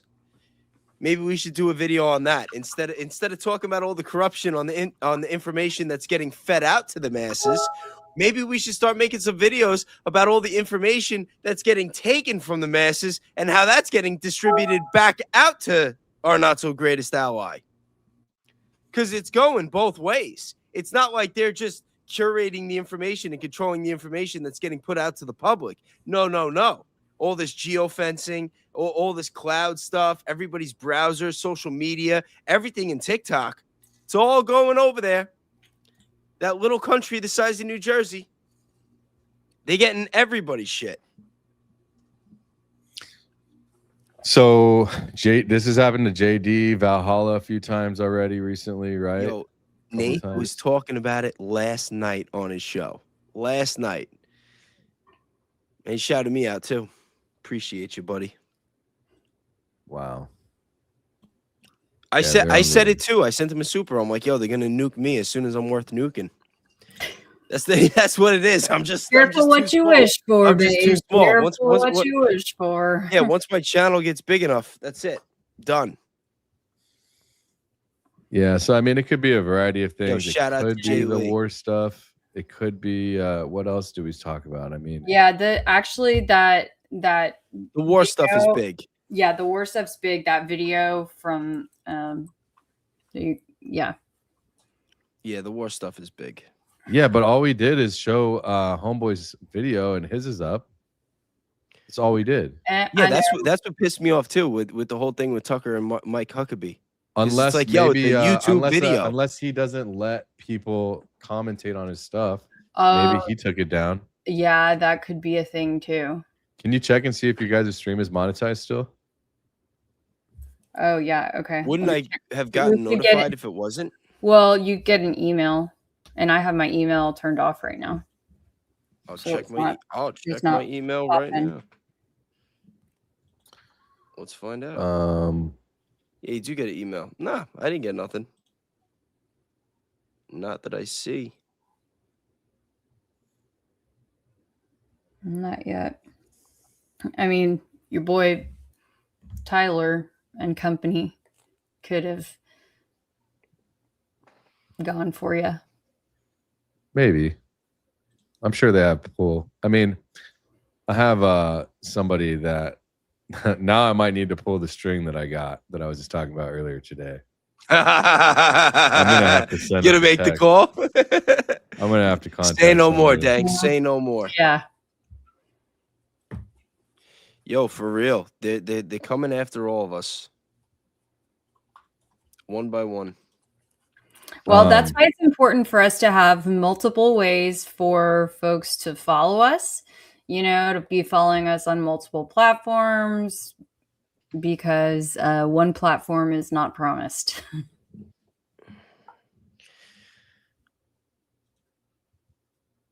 They are trying to control. Listen, I said it yesterday. You control the information, you control the world.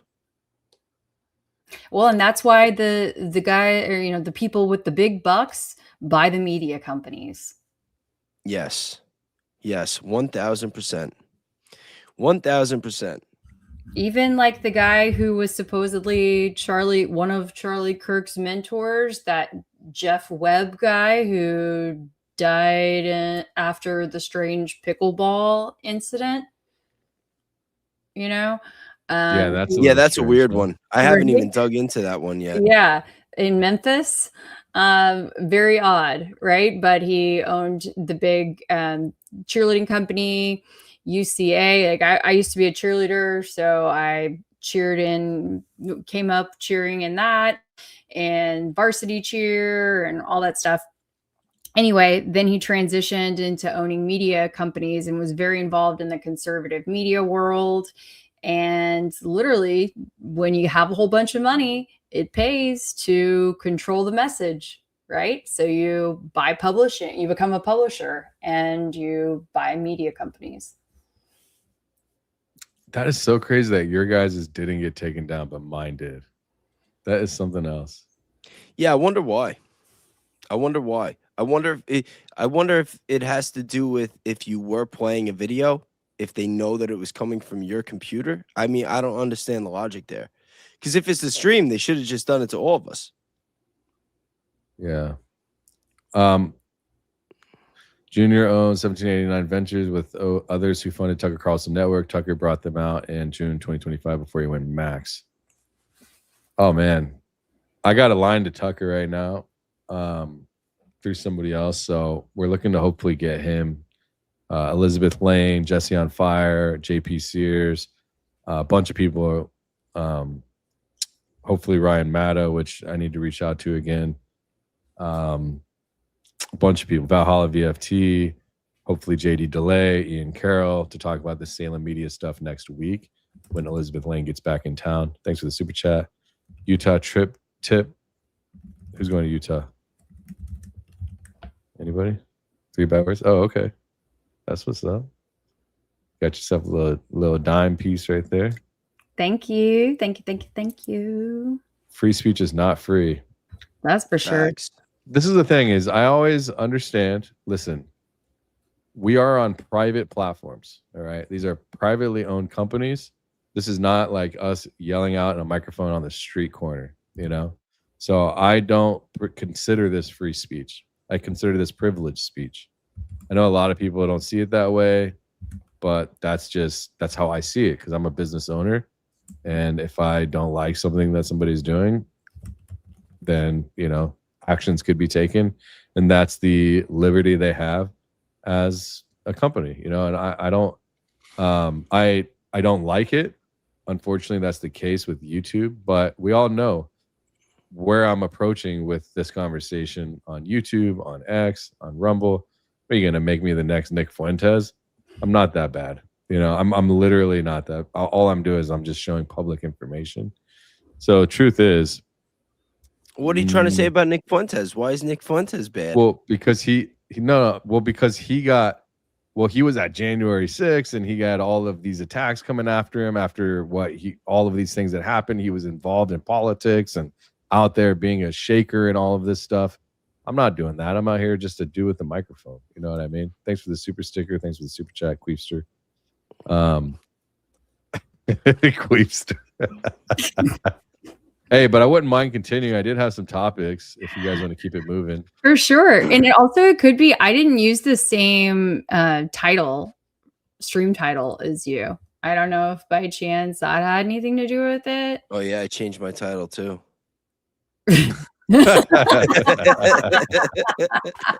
Yeah, I mean, the title isn't even that bad. It was I don't know. Erica Kirk's TPUSA, Tyler Bowyer, silent, goes silent. Trump Trump family owns Salem Media, and USA fighter pilot Iran. Is that bad? You crammed it all in You there. might have had some trigger words in there. I hate to tell you. Well, you know what it was? It wasn't even that. It was yours. Your description was like so personalized to your channel that I just ran it through my AI. Oh yeah, And that's what I said. I said take the details and then like put the plugs in for Danks and Keli and do my usual thing. So then it said, well, we also think that maybe you should use this title instead. So I'm like, oh, tweak some of the words, and I just did my own thing. But yeah, you know what's so crazy is that you get your YouTube clipped the same day that I posted those posts on X, and nothing happened. Because I did. I was like rereading some of my X posts, and I'm like, ooh, maybe I went a little too hard on that one. I'm like, I don't know if you guys follow me on X. We're not gonna say out loud what I said here on YouTube, especially now. Well, I don't want to keep people going on just like my drama, so we can continue. I did want to talk about this. What do you mean? Ride that? Actually, no. Save for later. You're gonna have a nice. Danks is gonna come with the hardest 15 to 20-minute video about this tomorrow. It's gonna be like an Easter Sunday surprise. He's gonna have the music. He's gonna have the effects. The camera angle is gonna change. He's gonna be like, I'm gonna have lighting and shit. He's so intense. He's gonna be so intense. I can already picture the video right now in my head, like how this is gonna go. Hey, Bays, there was a special request from Mr. Turpin for you to put up the Mark Levin video that Danks was about to put up. See what happens. Am I allowed to put things up? Wait, Danks can still put videos up, can he? Yeah, I can. Yeah, you do it. Mark Levin, I don't even know what I did with it. I'd have to go try to find it. All right, you had a mission that you were on, Danks. So watch out for Danks' video tomorrow. That shit is going to be fire. Tomorrow's Easter. We'll fire. See. So what? Who cares? You know what? Oh, my ball song. Oh, it's time for the ball song, bro. Oh, it's time. Thank you for the Henderson. Thank you, because guess what? We got a special treat for everybody. Where are we at? Where's the ball song? It's going down, bro. We're gonna put it full screen. You got nothing to lose. Go all ball till you fall. That better not be us. Watch. Danks is gonna play his song that he has monetized on our stream, and then we're gonna get hit with copyright strikes. Some friendly fire. Thanks. You got me getting covered. They're not hiding it anymore. They are not hiding it anymore. They never really were. The symbols are on the buildings. I played this song in the car today, and then my kids were singing it at dinner. It's a banger, bro. Let's run it. The money has a trail, and the children have no voice except this one.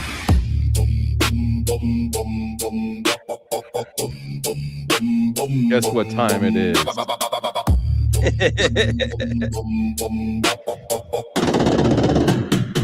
Busting out this. Follow the money, follow the access, follow the island, follow the list. Now watch.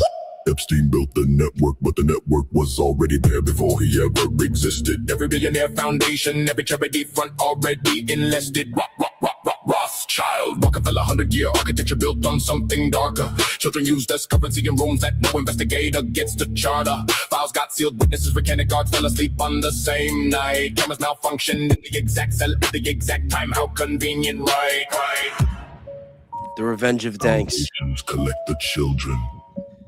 This is my revenge. Governments collect the silence. The media collects the check. And they all answer to the same ancient name. Ba, ba, ba.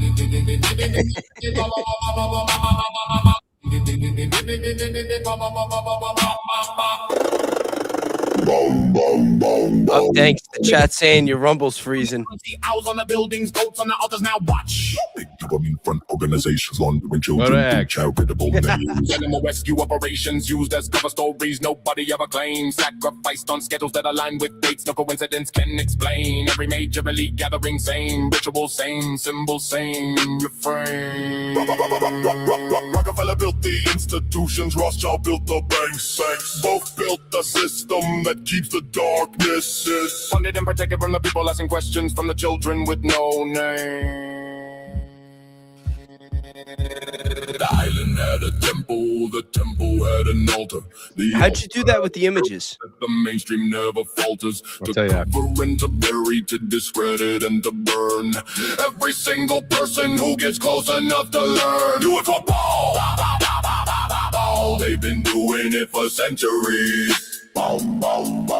They do it for Paul. Happy Easter, everybody. And they sacrifice the ones who cannot run. Here, I'm gonna put this in the private chat. Post this in the group in the chat for them. Yeah.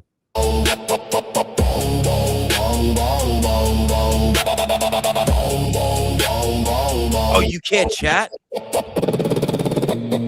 Well, that way everybody gets it. Epstein did not build that network alone.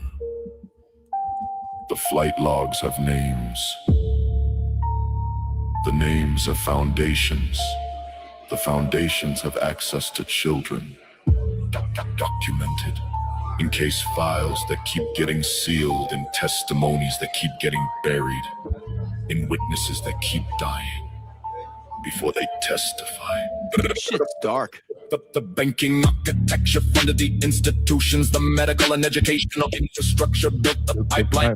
Government on every continent signed the agreements that gave these organizations vulnerable in the symbol of yeah, I kind of agree. Room where this happens has always been the same. They serve something ancient and they pay in the currency that the powerless cannot protect. Every major world event has a financial beneficiary. Follow who profited. Every charity protecting children. Check who runs it and who audited. Every government agency tasked with stopping trafficking. Check conviction rates. Every elite foundation board member check their travel, check their dates. The animals do use this cover, use this currency, use this symbols and ceremonies. The documents keep referencing, but nobody is supposed to read. Crystal sees it, the Danks sees it. The files are public. The only thing missing is the courage to say it out loud. They do it for Paul. Read the files. They've been doing it for centuries. Epstein was not alone. They do it for Paul. Foundation. Yo, you and the chat were having so much fun while you were making this. Like, Yeah, you got to it was tell dope, everybody because they don't know. It was members only, right? Yeah, members only. If you want to become a member for 99 cents on Yeah, YouTube, Tanks was making this while he was on the stream. Yeah, it's sick. It's a good one. And then I did the video effects later that night by myself. Yeah, you got to show me. The ones who cannot run.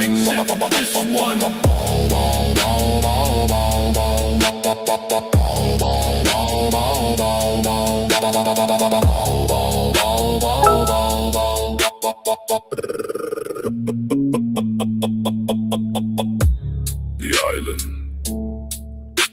the temple, the altar. The Oh, did you see the reports 43 minutes ago? Massive strikes in Tehran. I have not.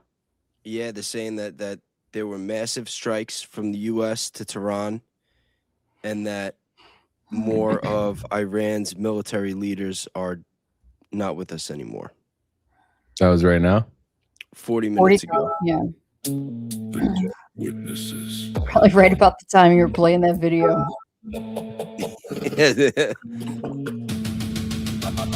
Maybe that's why they pulled the plug on you. So they responded. They said, I like the effect. Oh, you put up the images and then had the thing do the effects to the beat? That's sick. Yeah. So they said I can't stream. Okay. I will wait. Thank you. Fuck.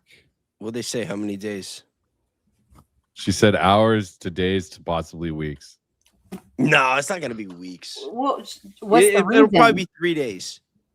What's the reason? She doesn't know. She said they escalated it. She said, I want to ensure your concerns are addressed properly, so I've escalated your case to our specialized team for immediate review. I'm acting as your point of contact throughout this process to ensure a smooth resolution. While the standard turnaround time for a response is typically between a few hours and a couple of days or weeks, I'm pushing for a quick turnaround and will help keep you informed the moment I receive further information. This is definitely AI. I was going to say that's an AI. You're welcome. Is there anything else I can help you with? I suppose not. Unless guys, you could all catch Danks tomorrow and for the next days after on Rumble. And hopefully X. Yeah, X will be fine. Yeah. This would just be one more topic of discussion to have on your spaces. That's right. Yeah. No, it's so It's okay. It's okay. It's just part of the journey. It's part of the journey. They do this to you literally the same day that you're correcting Tyler Bowyer, who's trying to deny the allegations. Yeah. It's okay. That doesn't make them stronger. It just makes them weaker. That's right. No, but that's going to make your voice louder because more people are going to want to hear what you have to say. And they'll come to their own conclusions. As let's see, as Reg, I just love when Reginator reminds me, all of us, that it is time for a breather. Okay, can we all collectively do a little collective breath where we say, YouTube's secretly owned by Salem Media. I don't know if it's a secret.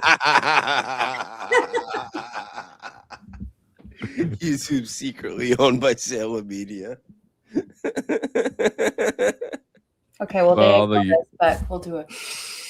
Oh no, we got like 1,000 live viewers on X right now, so that's cool. Thanks. Maybe Salem Media wants to hire you, and that's why they're clipping your other platforms. They're gonna give you a nice contract offer. They don't have to clip my platforms. I'm open. I'm for sale. You know what I mean? Like, I'm for sale. It's all good. Oh man, that's crazy. Yeah. All right. Did you guys hear that PBD bombed on Dave Smith against Dave Smith on the Piers Morgan show? No way. Yeah. You guys want to see it? Bro, it was so bad that PBD had to address it on the show. And then Dave Smith had to address it. Adam, Dave, Smith. It was Patrick Bet-David himself talking about Dave Smith? No. Adam Sosnick and Dave Smith had a debate on Piers Morgan. Oh yeah, Adam that was a while so ago. badly. Yeah. But then here, let me just show the PBD. You were on the Dave Smith. You and Dave Smith did a PBD called out Adam for it on his show. Oh, good. It was so bad he had to. I'm looking forward to this. Let's see what it says. Adam, you were on the Dave Smith. You and Dave Smith did a debate together on what do you call it? On Piers Morgan. I think that's the first time you were ever on. Mm-hmm. Obviously, the market has responded. Obviously, the market has responded. He's such a market whore, bro. I think that's the first time you were ever on. Mm-hmm. Obviously, the market has responded, and they've been saying their thoughts on how it went, what you did, what was said. Dave has retweeted and said something about this is the Daddy taking off his watch. I didn't notice. Did he take his watch off? Dave and he did. Obviously, the market has responded, and they've been shit. It's getting real right now. All right, the end of the chat. Okay, send to email. Saying their thoughts on how it went, what you did, what was said.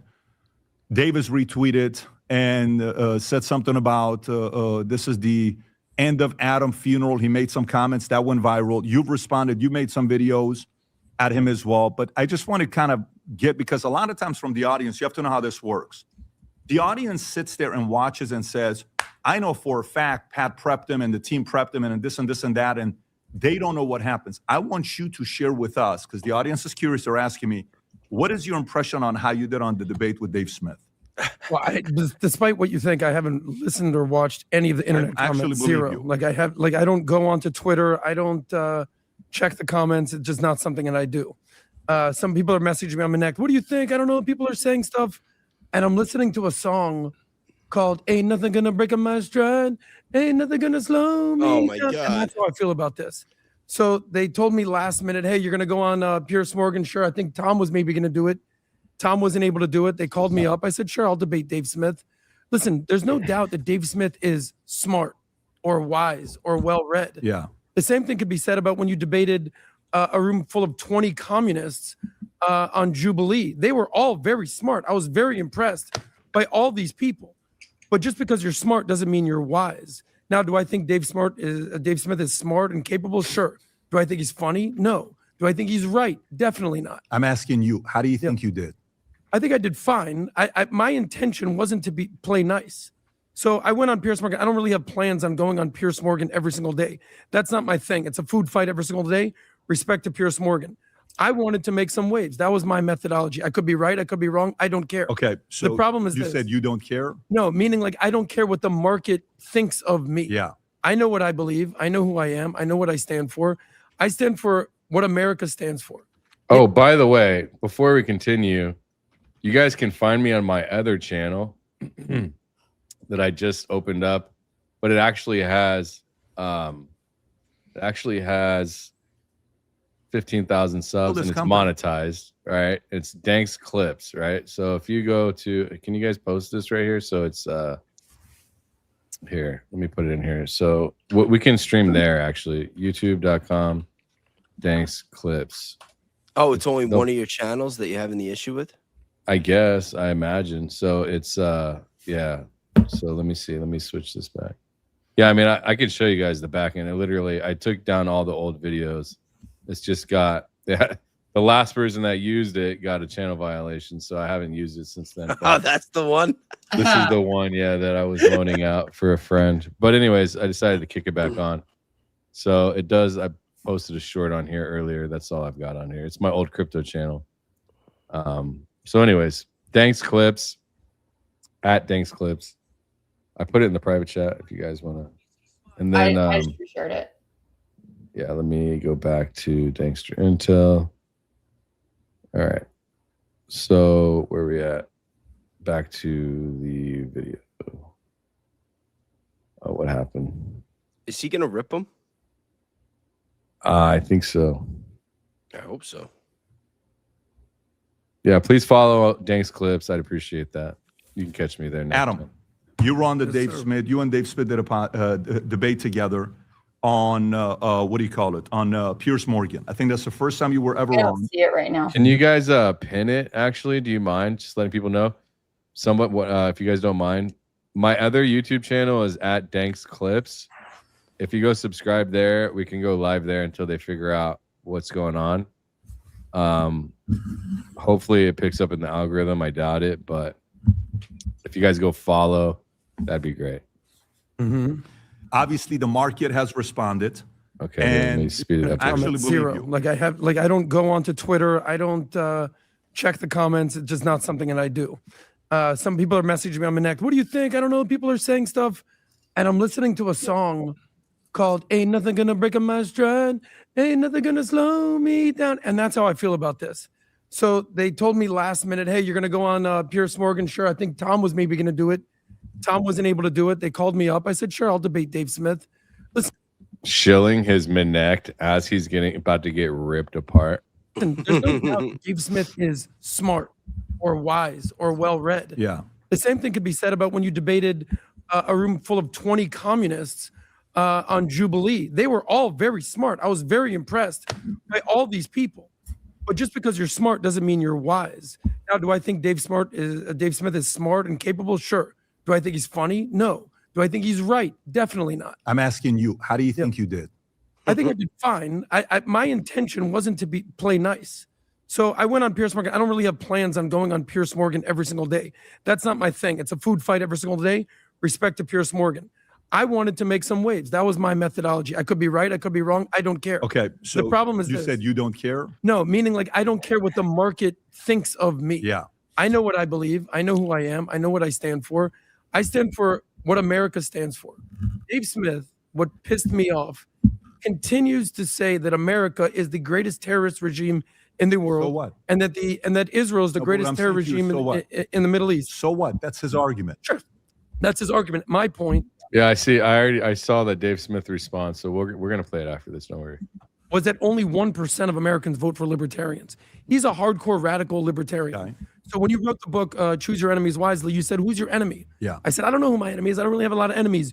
You know me, Pat. It's a big difference in the internet and comments in real life. I walk around in real life. I have zero issues. You don't have issues there. That's Okay. not the conversation So I'm having. the conversation that I was just basically establishing is that Dave Smith, as potent as he might be on a podcast, or even on Joe Rogan's for that matter, people don't support this guy. I support our troops. I support America. I support our allies. I think Joe's had him on 20, 30 times. Irrelevant. No, it's not irrelevant.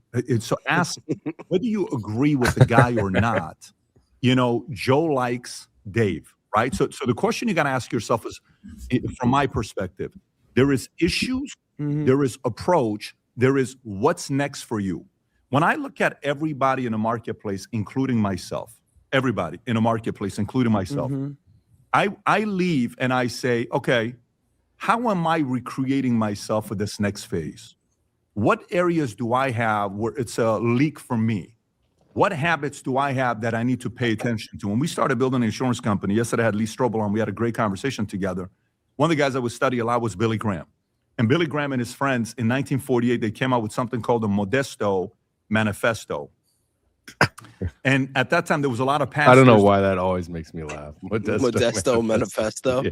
Is it the phrase itself, the way he says it, or both? It's just the phrase. Yeah, it's just the phrase. It's the phrase itself. Came up with this thing saying, hey, what are our threats? And it came out with the threats that they had. It was 4 things. One of the ones was pastors hooking up with members. Number 2 was churches taking advantage of the members with money. Number 3 was the ego. Pastor would get on stage, feel like, you know, you are God. Like some pastors actually become godlike because of how much the church fears him, and they like, anyways, they go through this. I said, okay, how do we want to build this company? It's very hard. So you got to think about ways to improve. I'm asking you. The argument is one end, because I don't know if you focused on making I've seen you make better arguments with Bassem Youssef than you did with Dave Smith. I didn't see you making arguments on Dave Smith. And the reason why I'm doing this with you openly, and I'm talking to you openly with you, is there's an element of also representing where you're coming from. I knew this was coming. Yeah. You made me look like an asshole. You did terrible there. You got shredded by a comedian on Piers Morgan, a comedian that goes on the Rogan show 30 times, and you made an ass out of yourself, and now you're saying, I don't care. It means nothing. Yeah. I want to see the clip itself. Look at the look on his face. He actually looks pissed. You took... Sorry, I didn't mean to be so loud there. Adam, what do you not care about our presentation? Your karma need to get. What is wrong with you? But it's true. Listen. It's not the Adam douchebag show. It's the Patrick Bet-David show. You know, he is representing him and his business and his platform. So when he goes somewhere and he's making an ass out of himself, like that is a bad reflection on him. Right. It's what do you mean you don't care? Yeah, and then that's his response. He's trying to like brush it off like it doesn't matter. Like, yeah, I don't care. Who's he? Oh, yeah, he's been on Joe Rogan 30 times. So what? And he's thinking like, so what? Like Joe Rogan, that's the #1 guy in the world. That's his boy. And that's also Patrick loves Joe Rogan, loves him some Joe. Oh, yeah. Know what I'm saying? Patrick Bet-David was the one that was telling Rogan that he had to have Trump on. I mean, it was a couple of years ago, but he's like, dude, when are you going to do it? You got to have Trump on. Where the expectation is, hey, when you go and be professionals, that's not how I handle debates. I don't handle debates that way. That's not my MO. So if you're close to me and you're handling it that way, that is not my style. I don't do stuff like that. And Dave and I don't even agree on some of these issues. But if I'm having a conversation, it's about what is this next phase. And by the way, the reason why I'm having this direct feedback with you publicly is for the following reason. This is how I roll, Adam. I will give you private feedback and have your back 100%. I've always been like that. This is why my guys like working with me, and they know how tough it is at times because I'm always challenging them. But if my private feedback that I'm giving doesn't land, and it feels like you have immunity to go run around and say whatever you want and keep saying, I don't give a shit what people say, I do. There's an approach to take about this game. I don't care that we have differences in debates. We push each other here and we have arguments and, comment, I side with Vinny today. You know what? Today, actually, I side with Adam. There was a couple moments where you had a couple clips of like they sided with you. I think Adam's the point today. And I'm like, oh, okay, Adam had a point. And then, hey, Tom, no, I'm siding with Tom today. Pat, you were off today. No problem. But it's recreating for the next phase of what is that next phase for you. And that's a very important thing for you. Oh, shit. Is he saying something right here? You need to be concerned about your future, Adam. Next phase. Yeah. Next phase. Be thinking. Okay, I'm just going to say, listen, everyone needs to understand that anybody who uses StreamYard, we all freeze. StreamYard sucks ass because you're depending on their cloud server for the internet, all right? For the actual combustion of the delivery mechanism of the internet for all of us. So we will all freeze. My internet, I have fiber optics. As long as they don't cut it again. But because of the super chats and the ability to use the comments and stuff, I choose to sacrifice the value of my video feed so I can interact and engage with the community more frequently and more.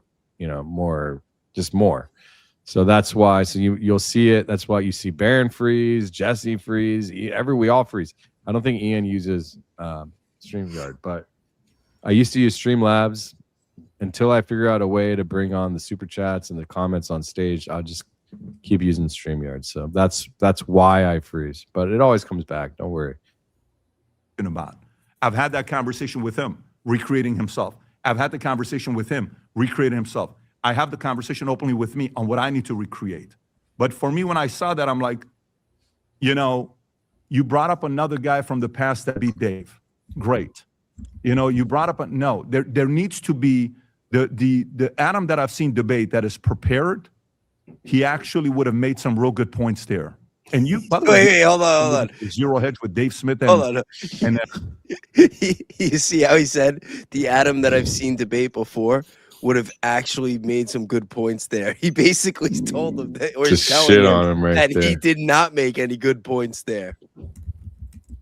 Yeah, he did. It's like That's you exactly had what the he said. potential. You could have made good points, but you shit the bed. And now you're telling me that I don't care and I have to consider what's best for me and my business. And maybe you should maybe you should start spending some time thinking about what your future is going to look like in the next phase of your career. Yo, this is great. And what do you call it? Laura Loomer, if I'm not mistaken. Is that what you did? Didn't you moderate? Yeah. Yes. And I was a pretty good job you did as a moderator. So I don't know. I'm saying this publicly to say this next phase requires all of us to recreate ourselves.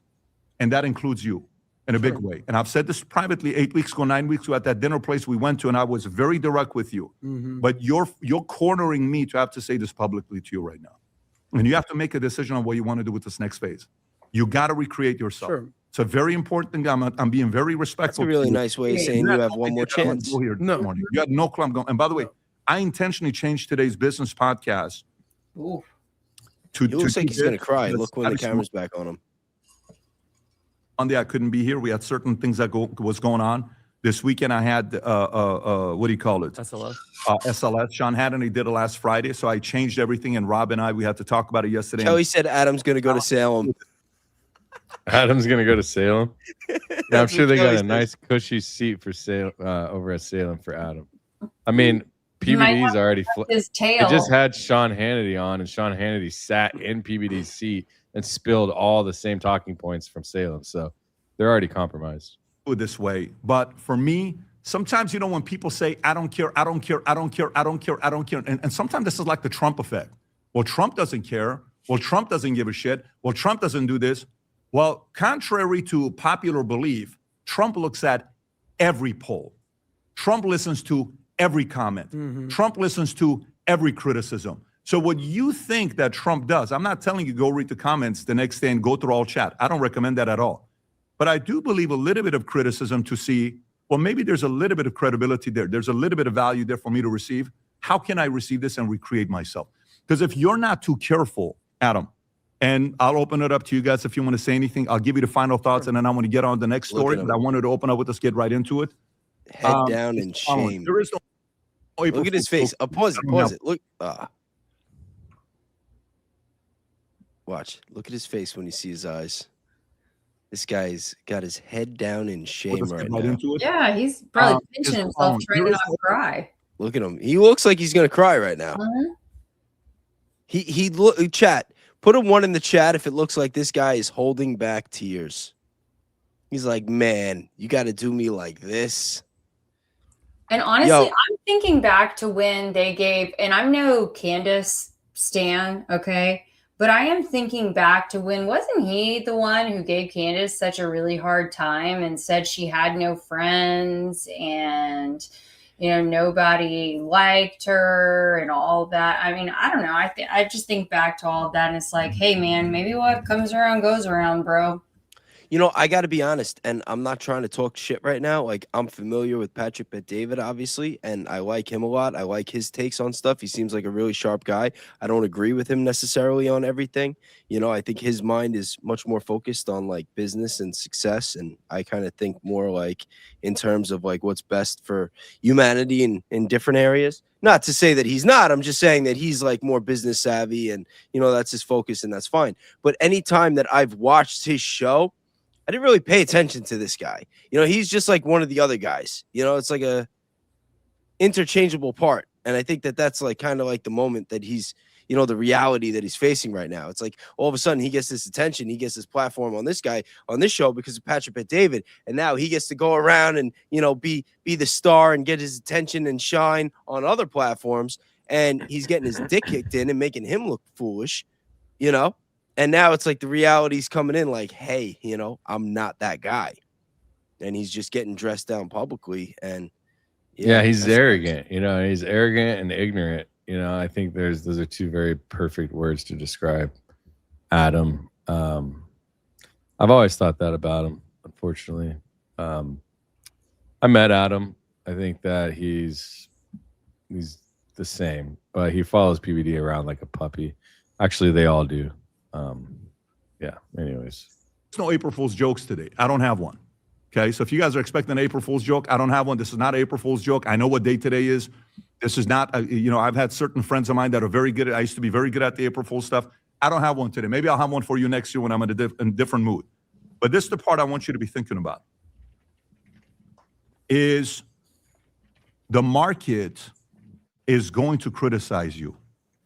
There's a very big difference between the bots. I read a comment yesterday, made the most disrespectful comment to me. And the first thing I did, I went to the account. It got started in February of 2020. Jesse's texting me. He's like, well, you can't say I didn't warn you. You have their attention now. yeah, for real. For real.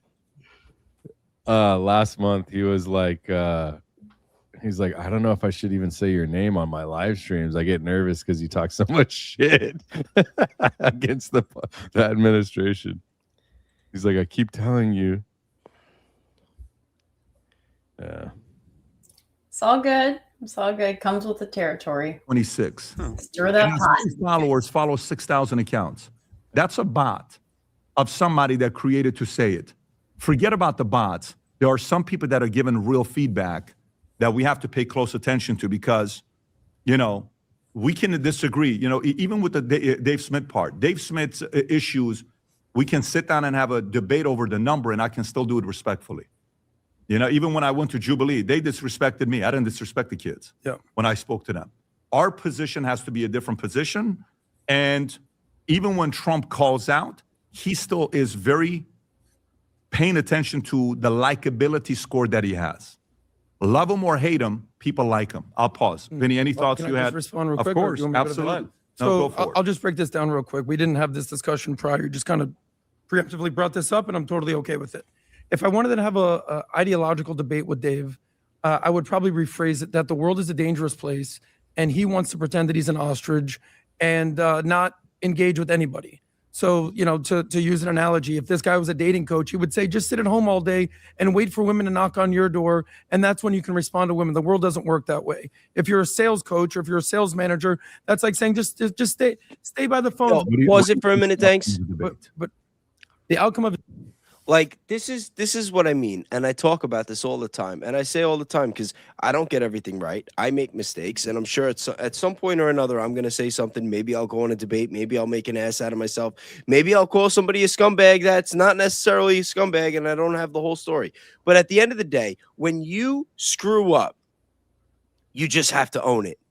You just have to own it. It's really not that hard. And people, you'd be surprised how forgiving people could be when you're real and when you're genuine. And when you I don't understand why it's so hard for this guy to just say, yeah, I fucked up.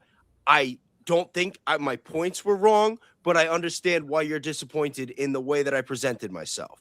I'm not saying Dave Smith was right. I'm not saying I agree with him, but I get the message. I hear it loud and clear. And you know what I mean? Is it really that hard? Does he not realize some that people he's don't have the standing humility, there trying to stand his ground? He's trying to repackage this bullshit and sell it to us. And it's just this is why I call the guy a douchebag. It's because you could tell, you could see through people, you could tell when they're not being genuine. You know what I mean? The guy's standing there, he's sitting there looking like he's gonna cry because he's getting dressed down publicly, and he's still not getting the message. He's still not getting it. He's still trying. Well, what I would just want to say if I wanted to have, it's bro, shut the fuck up. Shut the fuck up. Your boss is telling you publicly that you made an ass out of him and you're making an ass out of yourself. And he's telling you that you should probably reconsider the next phase of this situation, meaning that you're getting one more chance and then maybe he's going to have to get rid of you. And you're still just trying to just sell it and just, you know what I mean? It's like Pam Bondi getting up there well, it's a Democrat hoax. There are no files. You know what I mean? It's yo, just shut the fuck up. Just shut the fuck up. You know what I mean? Dow's at 50,000. That's what's most important. The Dow's the Dow. And you know what? Pam Bondi's not with us anymore. She's gonna get a nice cushy job in the private sector though, because she actually did her job. I don't think that's the same with this guy. I don't think he's doing his job. I don't think that he's getting the message. And I don't know what that next phase is gonna look like. Maybe he will end up on Salem or Fox, be a commentator, or who knows? Maybe I'm sure Dan Bongino could use a sidekick. That's another scumbag that he would love a guy like that. But anyway, I'm going to refrain. Let me refrain. I'm sorry. Chad, I apologize for the rant. I just can't deal with it. I can't deal with people that are just that blatantly full of shit and disrespectful. I'm sorry. All right, I'm done. Forget Dave Smith. This isn't a Dave Smith conversation. That could have been John Doe. I'm not talking. But the point is that I'm trying to make with ideologically, we're not aligned. What is the purpose of a debate? To find the truth. The purpose, it's a clash of ideas. Sure. So somebody can watch and say, wow, good point. Never thought about it that way. Let me go back and look at it, right? That is the purpose of a debate. The purpose of a debate is for me to look at something when, the moment where Hillary Clinton and Trump are going at it, and Hillary says, him and all he didn't pay any taxes, and he didn't do this, and he didn't do that. And then the moderator asks Trump a question and says, is it true that you paid this? He says, yes. I will use every single tax code that you have, just like all her donors do. And by the way, you've been there for 36 years. How come you've never changed it? So me as the voter sits there and says, that's a very good point. You've been there for 30. That's the debate. It gets people thinking. Sure. So if I'm going into a debate and I didn't make anybody think, what was the purpose of debate? Sure. Well, now, fair point. Well, the point that I was trying to make is that ideologically we're not aligned here. I'm supporting Trump. Was I supporting Trump 5-10 years ago? No, you were not. So I'm all behind Trump. Everybody wants to criticize Trump right now. The thing that I'm basically establishing is the fact that this guy has a luxury of living in America and wants to criticize the heck out of Trump when I'm defending Trump and our troops. The point that I was saying is I'm defending Trump. Dave's the type of person that'll root for the bad guy in the bad movie. So that's who Dave is. Aside from that, other than that, I understand what you're talking about. The reason that I brought up the Coleman Hughes, and I encourage people to go watch it. This was the sort of the swan song event. Imagine hype up this event. Here's what's going on. The SLS is coming this weekend. Here's what's going on. Bro, shout out to Patrick Bet-David for being able to listen to this guy every day. And he pays him to listen to this shit? Wow. Yo, it's got to be like his handler. I think he does it for the ratings. I don't know. He does it for the ratings. Yo, I mean, people watch The View, right? Maybe he'll be the one guy on that show. The View plus Adam. Guy? I don't know. Half a guy.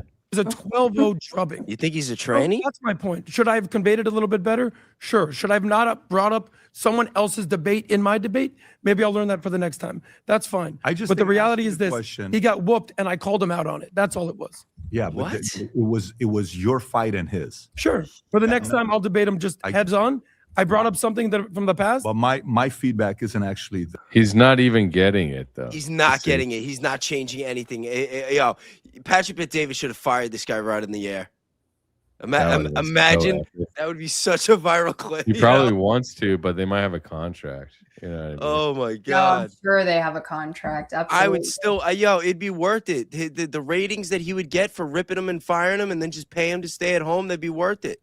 Be worth it. Really. Yeah, It's I don't one know. episode. It's more It's not- complicated. Yeah. It's way more complicated than that. That my feedback is Because it's think okay about to it, pay- even if you get 10 million views, which you probably wouldn't even get 5, but Yeah. even if you got 10 million views, you make what? You probably make $1 million. You guys aren't seeing the big picture. Not even $1 million. He's this guy's gonna keep going to other interviews, and he's gonna do it again. He's gonna get owned again, and one day it's gonna be a really Dave bad Smith, debate. he already confronted and wants to do it again, and asked Dave Smith to go on Tuesday, and Dave Smith agreed, which is what we're gonna see next. Yo, Yeah. I'm gonna. Whose platform is that gonna be on? Pierce Morgan. What time? And I'm definitely gonna stream that shit. I want to see this. I want to show you what Dave Smith said though, because I have that queued up too. Guys, Tuesday, whenever the Piers Morgan thing is, we'll be watching that. We got to have the popcorn.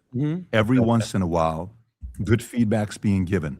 Not 80% of people, not 90% of people, but there are reasonable people that will give you good feedback. Sure. And none of us, there's not a single human being in the world. Wow, it looks so different when you're.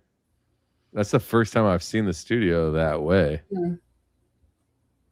It looks like some big stage, and then you see it, and they're in the fucking basement. Actually likes to give feedback. Yeah, right.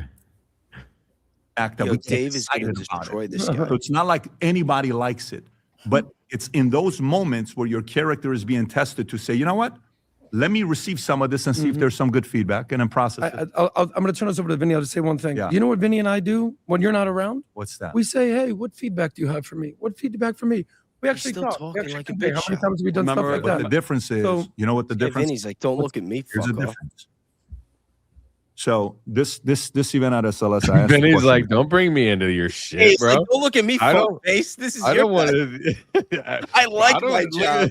Did you see? Yeah. I caught it right you- away. That's why I said it. When you're not around, what's that? we say, hey, what feedback do you have for me? What feedback for me? We actually talk. Oh, we do. Oh yeah, we do. We do. actually convey. How Yeah. How many times have we done stuff Remember like what that? the difference is? So- You know what the difference is? Oh shit. What's that? Here's the difference. So this event at SLS, I asked the question because I used to always look at my guys and judge them on He looks how like hard his they head work, hurts how right great now. they're on scripts, how many books they read, and all this stuff. Eventually, I'm like, let me look at it in a different way. It was, how much information does this guy retain from what I teach? Mhm. So you teach something, this guy retains 10%, that guy retains 20%, this guy retains 30%.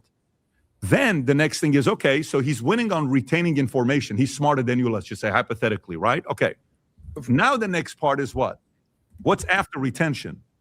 Implementation. Execution. So he only implements of the 30% he retained, 5%. He retained 20%, but he executes 20%. You retain 10%, but you implement 50%. Then it comes to coachability. Then it becomes the speed of implementation. Then all of that stuff. Feedback is feedback. It's receiving and implementing. Yo, pause it real quick. That score of coachability Yo, how is it possible that this guy is not getting it? He's literally breaking down. Like, listen, some people are smarter than others. Like, I know you're smart, but it's not just about being smart and getting the feedback. It's how are you going to use the information that you have? And then when I identify that you're not using that information properly and I try to coach you, how coachable are you to pivot and make the necessary adjustments for you to do the job the way that I expect you to? Like, is anyone else catching that? Like, that's how I'm taking it. Is like he's trying to tell him in a nice way. It's like, listen, you're smart, but you're not doing the right thing. And then when I try to step in and tell you that you're not doing the right thing and try to coach you, you're not really listening. Absolutely. Yeah, I mean, I've seen people like this where they're so on the defensive that you know what this is, right? That's narcissism. Actually, 100%. So it's also, it's not just narcissism. It also could be coming from a place of insecurity, because a lot of times, like when people are insecure, like they try to like put out their chest, they try to act like they're a big shot, and then the second you like take the little pin and pop that bubble and burst their reality, it's like they get very, very defensive because they can't really face the real reality. You know what I mean? Like, he wants to be the guy, and he's like literally taking him to school right now and just dressing him down and trying to rebuild him publicly. And the guy is just so in denial that he just doesn't get it, and he's rejecting the lesson. Hey, if you want to go watch the video, you don't have to be here to watch us talk, man. You can go watch the video. It's public. Thanks. You know that, people. right? It's No. We're in the middle of having a discussion about this video. We're commentating so we don't get a copyright strike. 1, 2, we're also giving our input. So if you don't want to hear it, you don't have to watch the show, man. No one's forcing you to. You got a computer or a phone, you can go watch the show. The high-low is the difference between you and Vinny. And that's the coachability marker that I want you to be internalizing for yourself. So, Vinny, again, I don't want to be on this too long. I want to move on. But if you want to say something, this will take me 2 minutes from a debate. Oh, Vinny's about to be like, this will take me 2 minutes. You're a fucking retard, Adam. I've been telling you, and every one of those feedbacks that you just said we had, that you need to stop being a selfish scumbag. But you don't listen. So now look, you represented our dad really badly, and you're not going to get paid this weekend, and he's not going to feed you. Because I'll give both sides. He's never been in this environment. I could just see Adam right now just drowning himself at Live nightclub in Miami right now, just like by himself, unbuttoned shirt, lost his fucking blazer jacket, just hair's a mess. He's unshaved and shit. He's like that. Oh gosh, there's like a meme or whatever. I can't remember that actor's name, but he's like, you know, y'all have seen. Oh, you're talking about the John Hamm clip. Yes. Yeah, I know exactly. I know what you're talking about. Yes. Just a disaster. Like, because I know, like, I lived in Miami for 5 years, so I could just see him there right now. I just could see the room. When they send a van, when I go and do these debates with a panel of 6, everybody's yelling, talking over each other. People don't realize you're in a van, you're sitting in the sun in Florida. I'm red. I know you were hot. Even what's his name was in there. Jaden was in there. Mm-hmm. People are like, he's on cocaine. I read the comments because I want to know what the temperature is. The negatives were obviously you referred to another debate, which nobody wants to do. You were a little off. I felt, because I know you as a brother, I know that you were nervous. This is what bothered me, Adam. We are in here, and I know it's going to happen today on this podcast. Israel's going to be brought up, and we're going to go into it. You are amazing at that debate. And I was disappointed because, you know, you're in the moment and you refer to whatever. You have the arsenal. You had the ammunition. You had this big-ass arsenal, and you just used a pistol. You were just, like, kind of going after and doing personal. And I was disappointed. Yeah, that's a stretch. I don't think that's true either. I don't know if he had any arsenal. He's trying to do him a favor right now. What a good friend. Yeah. Justin just sent me a 5-minute audio clip. Like, what? Am I about to have Daddy talk to me now? No, Jesse on Fire sent me a 5-minute audio clip. What did I get in trouble? Bro, that's weird. A little weird calling him Daddy, but no, I'm talking because of the PVD. I'm trying to. You're an asshole. Fuck you. You're out. You're fired. disappointed because I was like, yo, you have it, you didn't use it. And this is my attitude. When I was young and I'd get my ass whooped, my mom would be like, you're going to go outside and you're going to fight that guy right now. You're not going to sit here and let it fester. I know that you're going to do it. You have to debate him again. You have to do it again. Sure. Okay. All right, Tom, you don't look like you have anything to say. It's all good. We can. I don't have anything to say. Tom, it's all your fault. I was filling in for you, bro. No. Pat was very articulate about it. He's got standards. We get feedback. We try to meet those standards. And we want to represent well wherever we are. Okay. All right. All good. Thank you, Tom. We got a lot of messages, Pat. You know, looking at these guys. So let's show the Dave Smith response, because I do have that here. I was just watching it, actually. Let me see. Dave Smith right here. So basically what he says is, and it's the whole show, but let me see. Moment. He even said this is something everybody should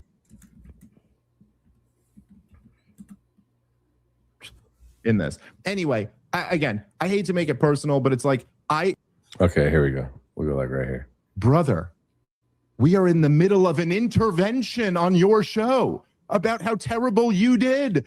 And you're saying, I've never met a woman who has less accountability than Adam. I think he does like a dating advice podcast or something like that. You are the worst club hoe I've ever seen in my life. You literally I told you he's going to be in the club.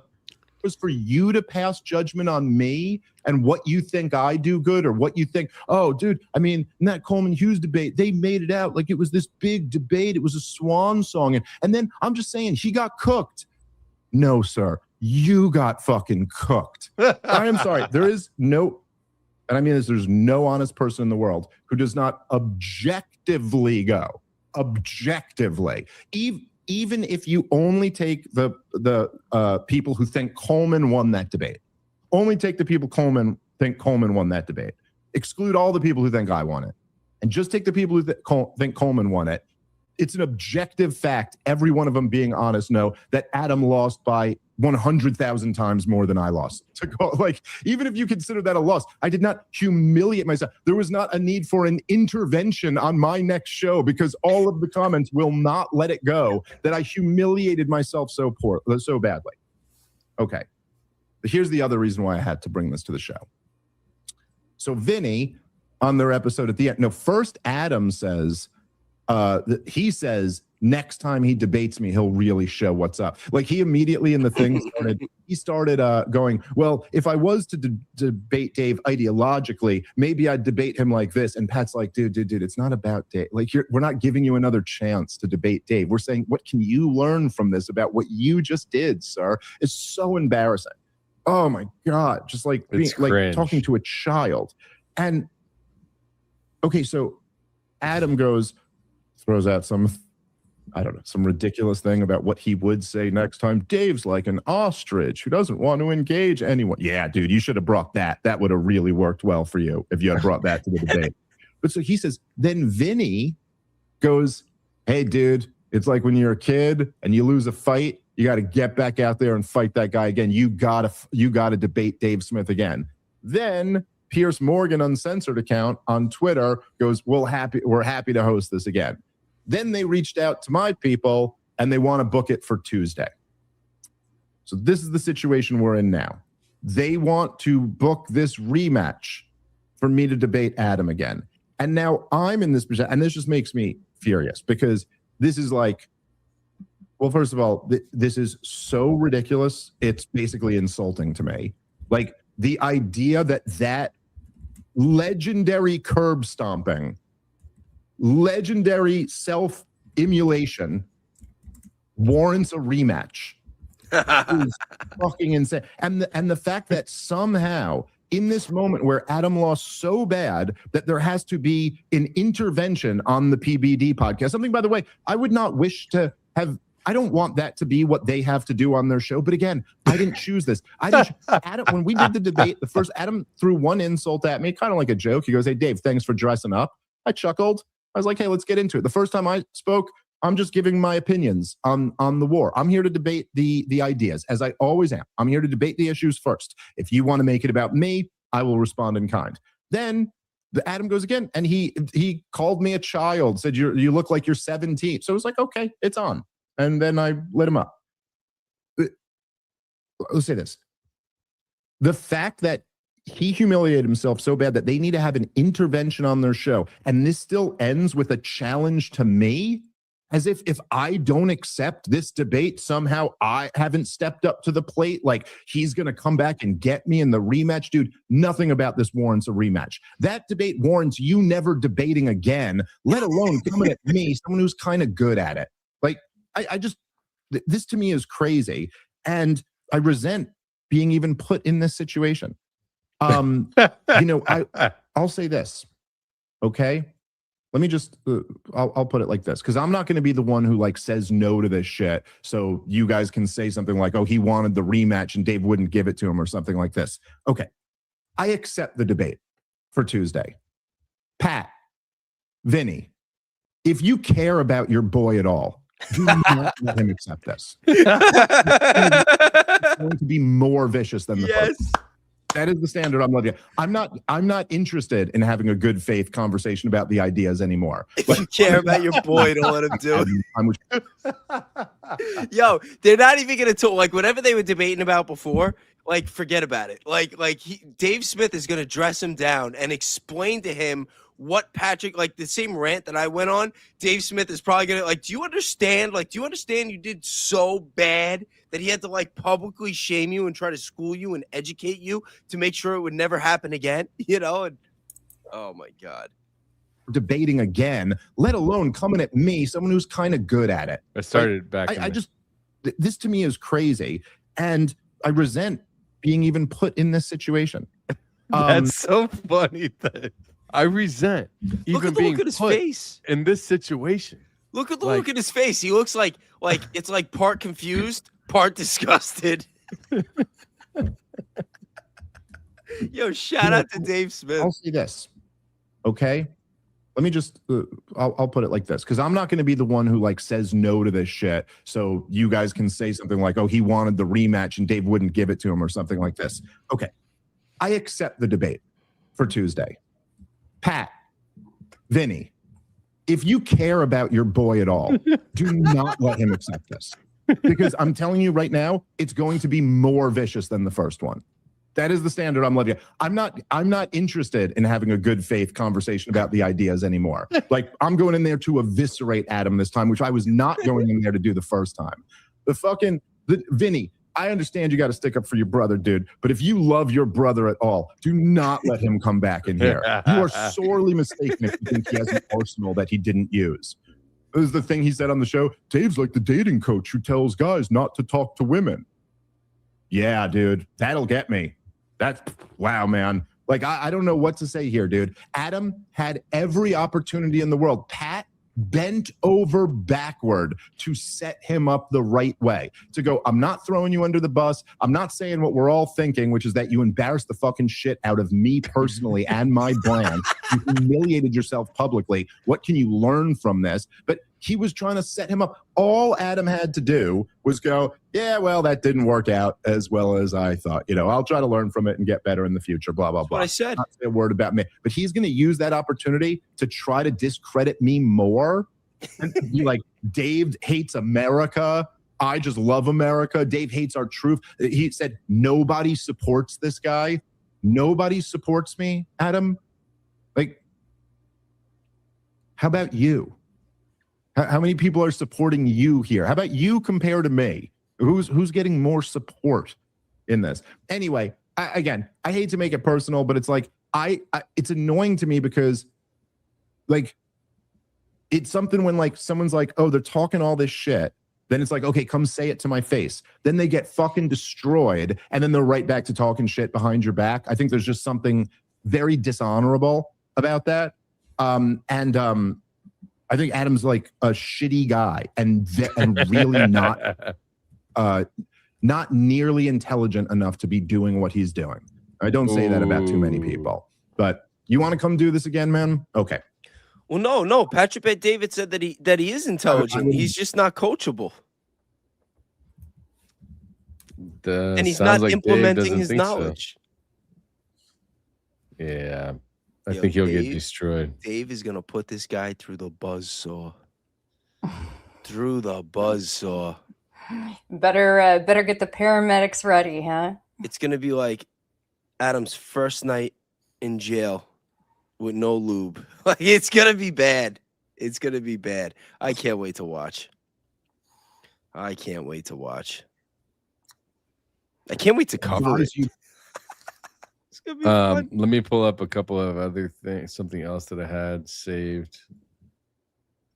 I'm trying to order right 5 minutes before DoorDash finishes up. You got DoorDash coming?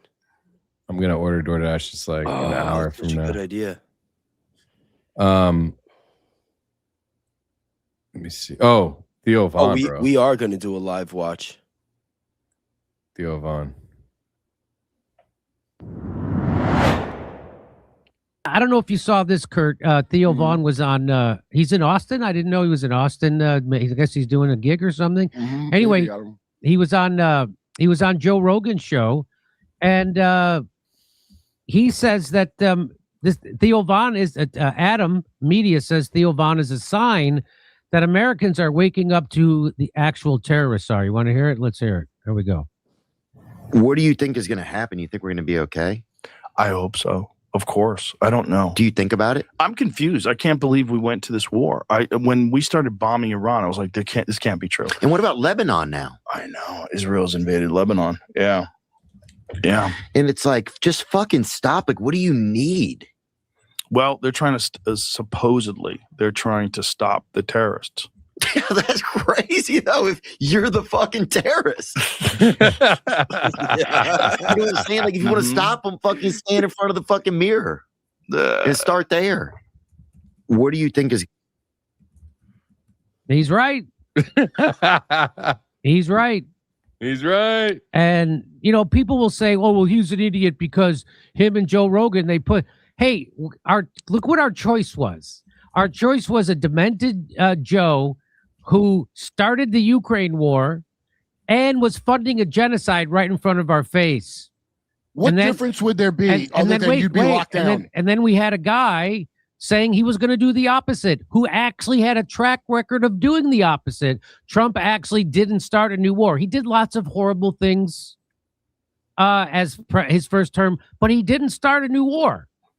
And he had J.D. Vance telling us that this is stupid. Trump was constantly saying how stupid. That's why he got elected twice. The first time and the second time was because he promised not to do this. And the first time he didn't do it. So there was and then it wasn't like, hey, you guys had FDR or John F. Kennedy or Trump and you picked Trump. That wasn't our choices. Our choices was a moron who was vowing to keep doing a genocide and keep doing a proxy war at the nuclear power called Russia and Ukraine. And we had someone saying they wouldn't. It's like when I was younger and Reagan ran against Mondale, and at their very famous... We're on our way to virality, folks. It's damn near 1 a.m. Eastern time, and it's been an hour and 30 minutes, and we've got 8,000 views. This one's going to hit. They need to know. Your boy Danks ain't something to fuck with. Talk your shit. You think that I let all the info? I'll have my own book of files out. You know that, right? I got the files ready. That you think the Epstein files is? I got the Epstein files will blush if I let all of my shit out. All right. Whoa. On Brad Parscale, on Tyler Bowyer, I might even drop some Charlie Kirk drama. All right. Everybody wants to talk shit. Nah, nobody really talks shit about me. They all know I bring the receipts.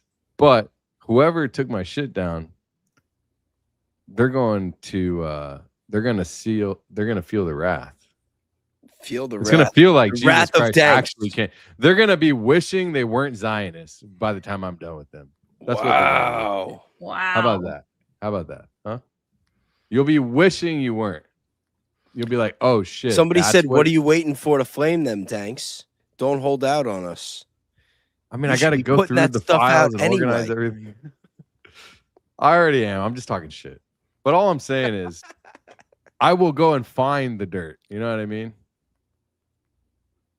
I haven't let everything out. You can't see the way the algorithm. I have stuff, right? But the way the algorithm works is that you can't post all of it at once. You have to like grow. You know what I mean? Yeah, I tried that when I was doing research onto Epstein. I was like making X accounts and just like trying to like put it out there. It's like X account was down. I had like 40 followers. They locked me out of my shit. I was like, yo, what the hell? Like, I don't even have it. You know what I mean? Like, I'm sitting there thinking I'm gonna like drop this and it's gonna go viral and like, you know, and it's like once nope, you just so pull the plug on you. right now I'm in the hot seat, right? So like, but I can show you guys actually. You got to speak in a lot of subliminals and you got to drop a lot of breadcrumbs and kind of let people put certain things together themselves. Look at how it works. It comes in waves, right? So this is my analytics, all right? So I wasn't getting shit. Like if we go back for the last year, I started this account in the summertime and I had nothing. I wasn't even doing anything. But in January, it picked up. And then they gave me a little zone right here for what, two months, like January, and then it went crazy in February, and now I'm going crazy again. Look at this. This is likes and bookmarks here. Let's go to impressions and engagements. So, I mean, in one day I had almost 1 million impressions. In 2 days I had over 1 million.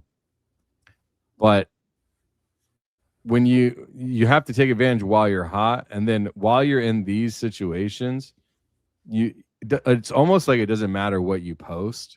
You're not going to get one of these unless it's like earth-shattering news, which is what the Salem Media thing was. This right here is what got my account taken down today. My video, my live stream. This right here. It took them 5 days to get to me. 6 days. But because of this, I mean, everybody retweeted it. The Salem Media shit. They have a stock. You realize that, right? Like Salem Media is a company. Look, I think it's SL Salem Media stock. So when somebody like me, with somebody like Brad Parscale is out here talking shit against them, their stock goes down. You see what I'm saying? Let's see if their stock has gone down. Let's see. I mean, I have no idea, but we could look at the 1 month. Look, bro, I dropped that tweet on the 28th,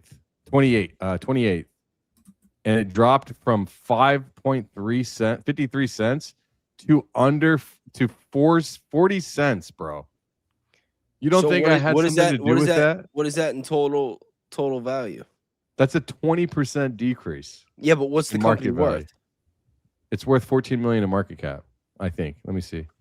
Yeah, 13 million. It was the market cap at the time was, I mean, if it decreased 20%, then the market cap was like 18 million dollars. So I probably had lost them millions of dollars, right? So when you think of, like, I understand this stuff, like that's why I'm showing you. There's a delayed reaction. So when they see the actual market tank, and then they go back, why do you think it took 4 or 5 days for Bowyer to see my account, and then say some stupid ass comment to try to get me to slander him so he could sue me? And then it's because of this. This is why, right? Oh, I get it. You're trying to tie I'm not it saying in I'm the only Patrick, one. the David Adam thing by you know, like they saw that there was a drop in the market, so there had to be a response, and the response was to cut your stream. Look, the market and responded. Patrick David The market responded. is seeing a response from the market, and he has to give Adam the dress down. I get it. Wow, Danks, you're such an intellectual. Listen, I come from the markets, right? I was brought up Jordan on the Henshaw PBB says, game, "What bro. is the stream?" Shout out to Jordan. The stream became they made this stream this way, bro. They made it happen this way. Okay. And no, we're not going back to Charlie Kirk. All right. Yo, did you see Blake left a comment? He said that Brian Harpole killed your stream. Brian Harpole. Did he leave that comment? Huh? Did he leave that comment or? No, it's a joke. Yo, come on. Nobody gets it. Of course I get it. I mean, I thought we were gonna have him on tonight. Where is he? Oh, did you ask? I thought you were gonna ask. What's up to three bad Blake words? that we were gonna invite him on? I thought Danks was asking. Why What? would Danks ask him? That's your boy. That was What? the deal. No, I don't mind. But I'll you were call him definitely right asking, now. I'll Baze. call him right now. Baze was like, I was like, well, I'll ask him, and Baze was like, no, let me ask him. Come on, let me ask. You two were arguing over who could ask him. Yeah, I haven't spoken to Blake in a while. She's trying to make Blake feel good right now. He's got two boys fighting over him. Two men, actually. Sorry, two guys. grown men. He hit the button on me. Oh, you have to try again. He probably has it on Do Not Disturb, but It that's when you hit that second call. Happy Easter from Three Bad Words. You got members, new memberships from Three Bad Words. Thank you, Three Bad Words. Double membership over here. Mocha Matt. Mocha. $2. I think there's supposed to be a second debate. Yeah, I think that was from a bit ago. Thank you. But yeah, thank you for the super chat. When you see the market respond in the way it has, your boy probably had something to do with this. No? Like, oh shit, you guys are owned by I think Israel? I'm just in the holiday spirit. I think that if Patrick Bet David could give Adam another chance, then maybe we could give Blake another chance. So let's go to AmericansForTransparency.org. Chat, what do you guys think? You want to see Blake on the show? I just text him. He's probably pissed. That guy does not like me anymore. Oh, he just hold on. He texted me 5 minutes ago. Oh, did he really? Huh? Salem Media. Must be awake. Yo, the chat saying no. Never mind. Abort mission. Abort mission. All right, I'm gonna kill the stream. I'll catch you guys later. People are saying that they'll leave. Oh yeah, we were supposed to go see Theo Vaughn, bro. What happened? See you guys. got sidetracked. I got all You like. started pulling up your analytics. It's because that's all of my brain is like going like, what am I gonna do here? What's going on here? How am I gonna respond to the market? you know. Famously at their debate, Mondale said, we're both going to raise your taxes. I'm the one who's going to tell you he's going to lie. Well, if that's my choices, I'll go with the guy who's saying he's not. And that's why. Love the three of you. Nice red pants, rad Mike from Scott. Member for a month. Oh, yay. Scotty gave me crap for making fun of your mic. Thank you. He had your back. Shout out to the almost 2,000. Scotty's got a thing for Kelly's. I don't know.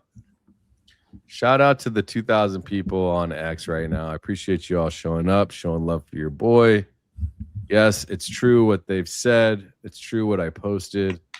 We can cover it real quick, do a little breakdown in case anyone's missed it. We've gained 150 followers since the live's been on, since I made that post on X. People really care about your boy. This is true. You might see me. They might be like, he's not down. He's live streaming right now. Yeah, I'm live streaming on X and on Rumble. All right. Live in Rumble. Live on X and Rumble. But yeah, YouTube literally deleted my stream. And then when I come in here to appeal, there's nothing to appeal. How crazy is that, bro? And then when I go to the live videos, like my recent lives, the video is completely gone. This is my last live was on Fridays members only yesterday. There's nothing to appeal. How crazy is that, bro? And then when I message them, because I'm not like big like Candace and Baron and Jesse on Fire and all them, I don't have a special representative. So I got to talk to a fucking AI agent. And the AI agent said it could take a few hours, sometimes a few days, up to weeks. It was funny. But when I spoke to my AI agent, it told me not to cover Tucker anymore. How funny is that? Yeah. Dude, fuck that. It said that that Tucker is putting out sensitive material.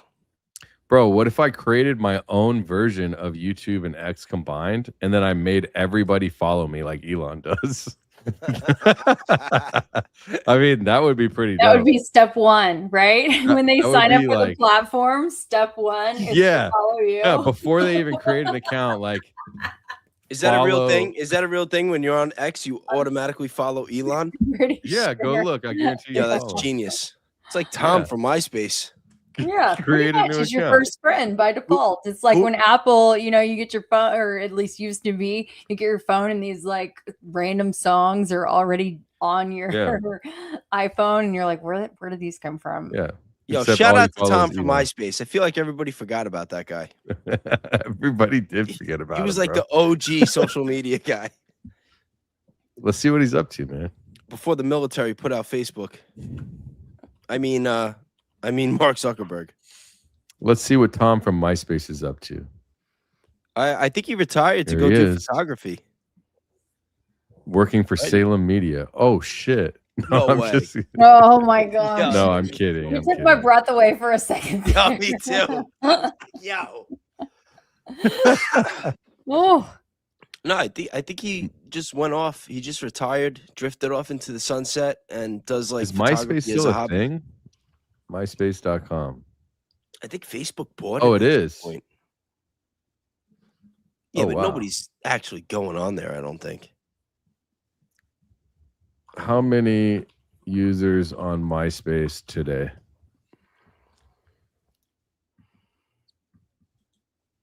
$75.9 million users in December of 2008. Does MySpace still exist?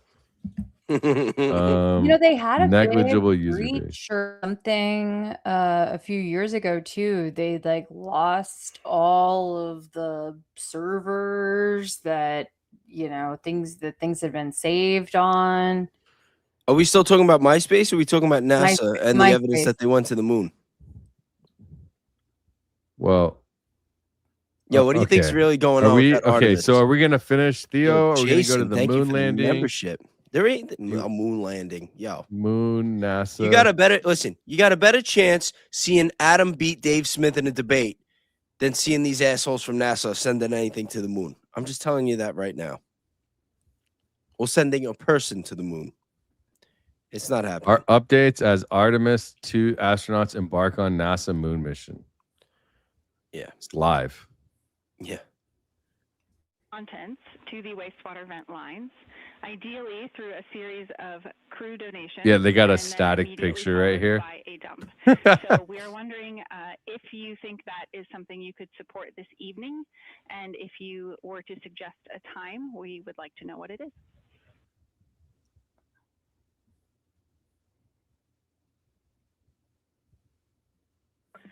Jackie, are you looking for how the max number of donations or a minimum number? What would the minimum number be?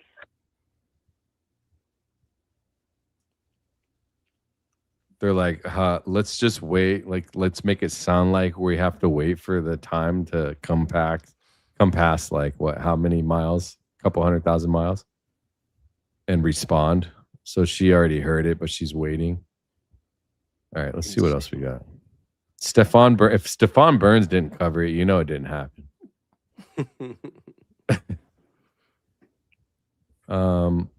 So that happened what? A couple of days ago, right?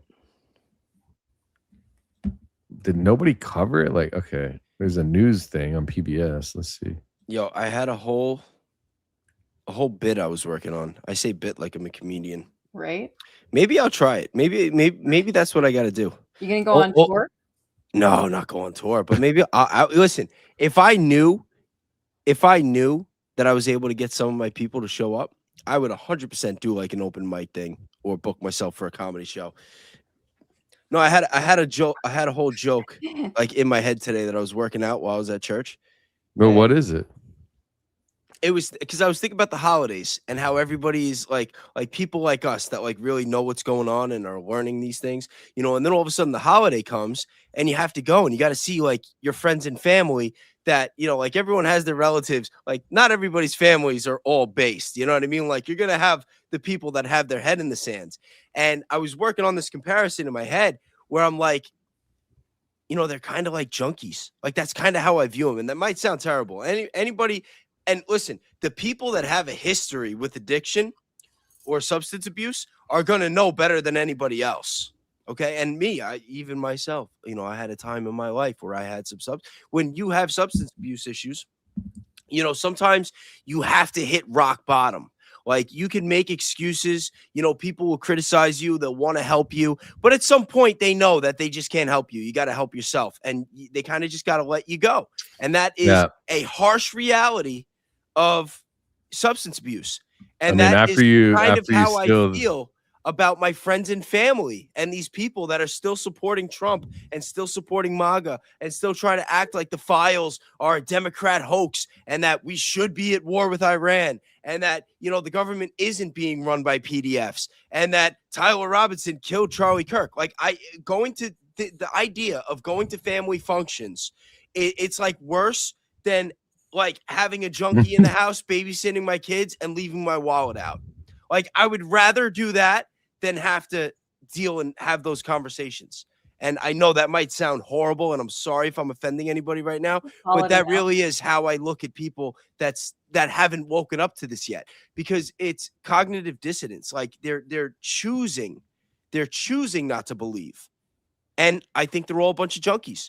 And now, you know, I mean, just saying, I got to go to the in-laws tomorrow, you know, got a couple people where it's like, oh, this is where it's coming I went to church today. You know, I didn't go to my last 3 rooted class meetings. I totally blew off my rooted class. And then all of a sudden I had to like go to the church for a function. And everyone's like, oh, hey, Jimmy, where you been? You know what I mean? I'm just like, yo, like, it's like, you know, I told one of them flat out, I'm like, you know what? I was going to go to my rooted class that day. Well, the last one I couldn't go to because that was when you broke the story on Salem. So like that took precedence. But like the one before that, I was going to go to my class. And then, you know, there are some people in there that, you know, believe that our not so greatest ally is in fact our greatest ally. And I had a class that day and I'm online looking and I see a little Palestinian kid get tied to a truck and dragged around. And I'm just like, you know what? I don't feel like going to Rooted today. Yeah, I totally went sideways with this. I'm so sorry. Danks just like left the building. He's like, I'm not going to be on the screen for this one. Have him cut my ex too. Kelly, what do you think? I just see Stacy suggesting that I befriend Erica and invite her on. So, chat, what do we think about that? Which Erica? Who do you think? Our greatest non-ally. Oh, it could have been Erica Mindell, the ex-IDF agent that's, you know, working with TikTok covering the hate speech. That would actually be a good person to cover for the investigation because she was censoring all the alleged hate speech all summer. And then when Charlie died, she totally shit the bed and let the left celebrate and say all these crazy things. So, yeah, there's a couple of different Ericas that we could be speaking to right now. Oh, this is really good, Serene 413. Erica. America. America. That was clever. But chat, let me know, seriously, does anyone else have any of these issues when there's holidays and family functions where you have any of these awkward conversations where you feel like you have to bite your tongue or maybe you feel like you're getting shamed? Put a 1 in the chat if you know what I'm talking about. If you can relate. Because I can't even go places anymore. You know, I made a whole rant on Instagram. It was actually a rant on my show, and then I put the clip up on Instagram and Facebook. And I basically said I was cutting ties with everybody. That the files coming out, like that was the line for me. That if the files were out, we have the documents in black and white, and people are still gonna like write me off like a conspiracy theorist and act like this stuff is not going on, then I can't talk to you anymore. It's like I love you, no hard feelings, but like I do not want to share air with you. I do not want you near my kids. Like I just can't do it. I just can't do it. I think you're a junkie. You know, shout out to all the people that actually are going through substance abuse issues. You know, like, nah, for real. Like, shout out to all the junkies. Yeah, yo, I'd rather hang out with actual junkies than the people that I'm talking about. Like that, 1000%. Yeah, for sure. Wallets at risk. Let's run it. Making it. Damn, I might relapse just thinking about this shit. It'd take me a lot to put another needle back in my arm. No, I never did needles. I just, you know, I had prescription issues. I had those too. Well, I'd assume so if you moved up. I don't know if it's up or down, but it was definitely a direction. Oh my God. Back, front, and back, and side to side. I don't know. That's what they say in Texas. Yeah, that's it. Oh, Yeah. my goodness. Oh man. Yeah, life is good. I hope the chat is learning something tonight. Yeah, don't talk shit about Brad Pascal or Tyler Bowyer or Dave Smith. or Dave Smith. Yeah, exactly. Oh shit, man. What's Scotty say? I was told not to talk in front of my friend's kids by his wife. I went off. I said they are kids. Oh yeah, good, because it's bouncing around. I was told not to talk in front of my friend's kids by his wife. I went off. I said they are kids. Did you think I was talking about fucking juice boxes and kites is our worst enemy? Kids, Uncle hides money in walls. Yo, Scott's a real one. I hide money under the dirt. All right. Don't let it disintegrate. It's not actual fiat. I don't fucking save fiat under the ground. What the hell? Don't let it disintegrate. I hope my gold won't disintegrate. Oh no. I worry about my fucking for real though. my English bulldog getting that shit. That's what I Yo, worry for real though. Tomorrow being Easter, I wish we could just be streaming tomorrow. I wish I could just hang out with all you guys. I can stream on my other channel. I'll be... Yeah, that's right. Because I have it pinned to the top or the bottom or whatever. Follow my new channel. Let's see how many have. Let's see how loyal these motherfuckers are right here. Let's see how many new followers. Yo, you just got 150 follows on X. How much more loyalty do you need? I need it all. I'm a fucking dictator, don't you know? All right, let's see. Sub count. Oh yeah. We're doing pretty good, y'all. Oh shit, we got 80 new subs on YouTube. Oh, you're on there now? Yeah. Right here. Here you go. 15,200. We were at 15,121 earlier. Not too shabby. There you go. Congrats. Follow buddy. your boy at Danks Clips right here. If you want to actually see more content get banned on YouTube, I've got 2 more to burn after this, so we can keep going. Well, don't tell him. Yeah, just keep it one at a time.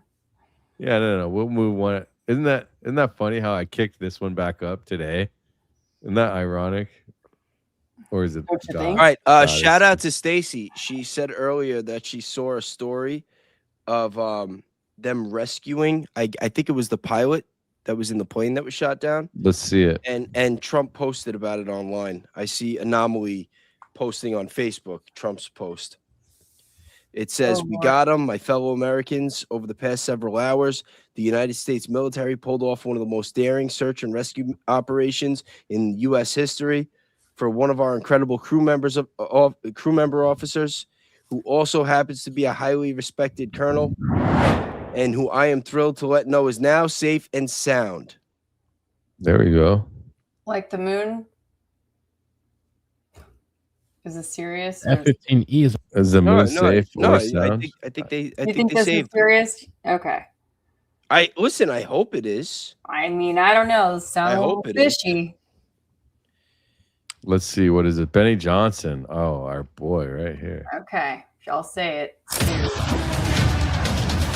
Breaking news. Yo, what's up, guys? I know it's late on Easter Eve, and so forgive me for my bias, and I will openly admit my bias right now. I just want this one to be true, you know? I want this one to be true. Here's what we What is that? What is he saying? I'm sorry if it comes from About Benny. Christianity? Is he talking about Christianity? If it comes from Benny, I'm not believing it. Sorry. He said, I don't want to admit my. Listen to what he says. I think he's Oh, talking I about don't want to admit Christianity. my bias or something like Why? that. Yeah, why are we watching Benny Johnson on Easter Eve? And so, forgive me for my bias, and I will just openly admit my bias right now. I just want this one to be true. You know, I want this one to be true. Here's what we know as a matter of absolute confirmation: an F-15E Eagle strike fighter was brought down by a missile in Iran. You guys know this is a Salem Media talking head, right? That's what I'm like. Literally, I Guilty by felt cringe. association. This is a. Let's see what the enemy's talking about. Okay, Keep your okay, enemies let's hear it. close, Let's hear ladies it and out. gentlemen. A specific type of missile, a new style of air defense for Iran, and they were able to hit one of the sophisticated aircraft, not the most sophisticated aircraft. It's not stealth, for instance, but it's still a very expensive fourth or 4.5 generation fighter.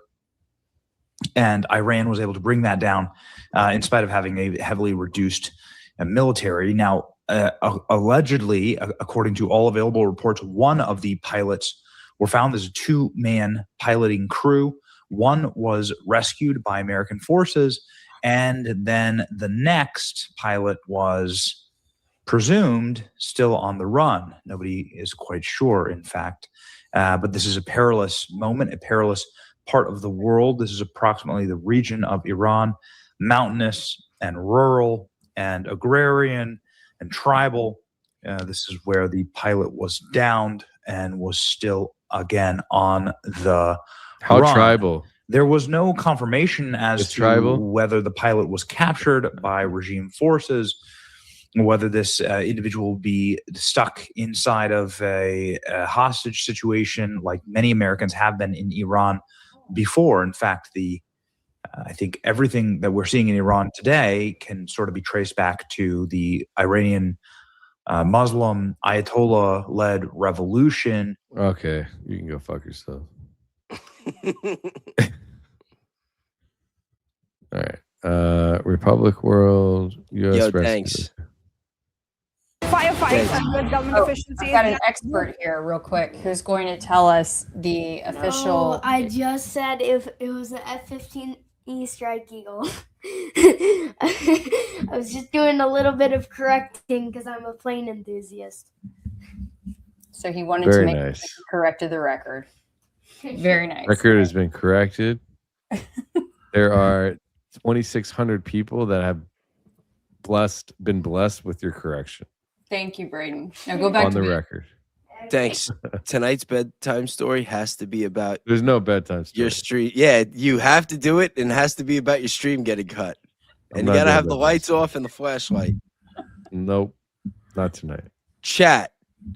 Put a 1 in the chat if you want Danks to do the bedtime No story. bedtime story. About his stream getting cut. No bedtime story. Both the pilots are now safe. And the second pilot, in fact, for which the search was going on over Iranian skies, that pilot has also been recovered now. So the second crew member recovered from the downed F-15E jet in Iraq. You want a bedtime story? You can talk to YouTube. Following a heavy firefight. Fucking featherhead motherfucker. All right, let's go. I'll do a bedtime story in a different stream if I have to. It's a tradition. Someone said 1,000,000 once. 1,000,000 ones. Oh, There's Kelly, no good did you breaking see news what he did the other night? He turned the lights off and he had a flashlight in his face. And I told him, like, that's it. From now on, you got to do it like that every time. That's epic. Okay. I don't see any news yet. Iran news. I see Brennan in the chat saying it's funny they talk about the rescue of the pilot, but what about the 5 dead attempting the rescue? Wow. Oh shit! Really? Is that Let's go to X. True? We can't get Yeah. the 5 dead attempting the rescue. And then he sent a link with info on it. Oh, send the link. Put it in the private chat. Okay. I hope that's not true. It's from Maze, so probably should be. That's so sad. She's usually pretty spot on with what she shares. From drop site news, both crews members of the U.S. F-15 shot down over Iran have been recovered. Axios reports citing U.S. officials after a 36-hour rescue operation inside Iranian territory. President Donald Trump said the airman is safe and sound. At least 5 people were killed in strikes during the rescue mission. Oh, man. That doesn't say who. That's just 5 people were killed.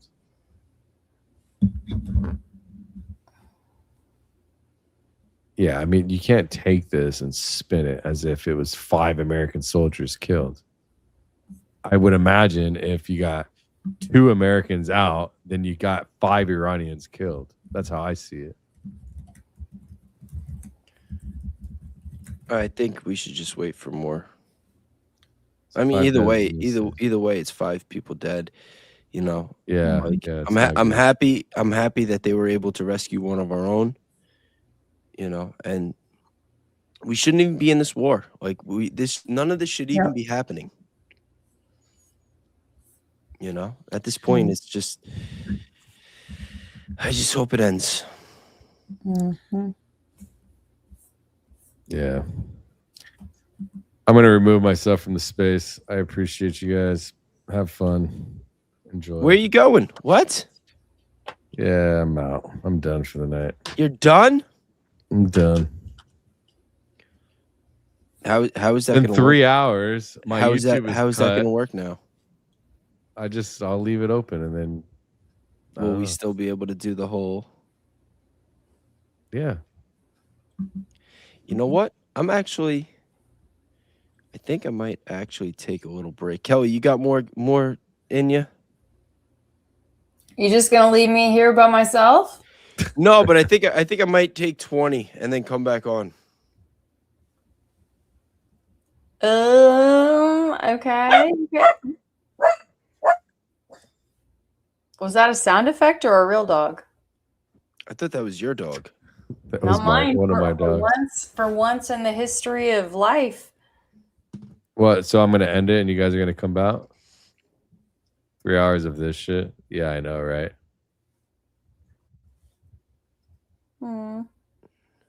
Sorry, we didn't live up to. I mean, you can go watch OnlyFans or you can go watch Gay Pornhub. It's up to you, man. Yo. Your life, YOLO. Danks is sassy tonight. Danks has had a rough and devastating evening. Okay, so they said that was a mouse, not a dog. I mean, to be fair, it was like a multi-poo. You know, I even hate saying it. A multi-poo. A Maltese poodle mix.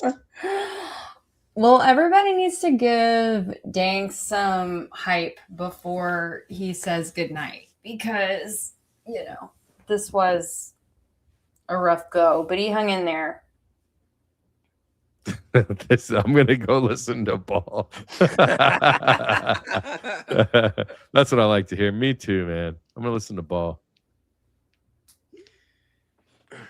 Yeah. All right. It'll be days. We'll close it out. What?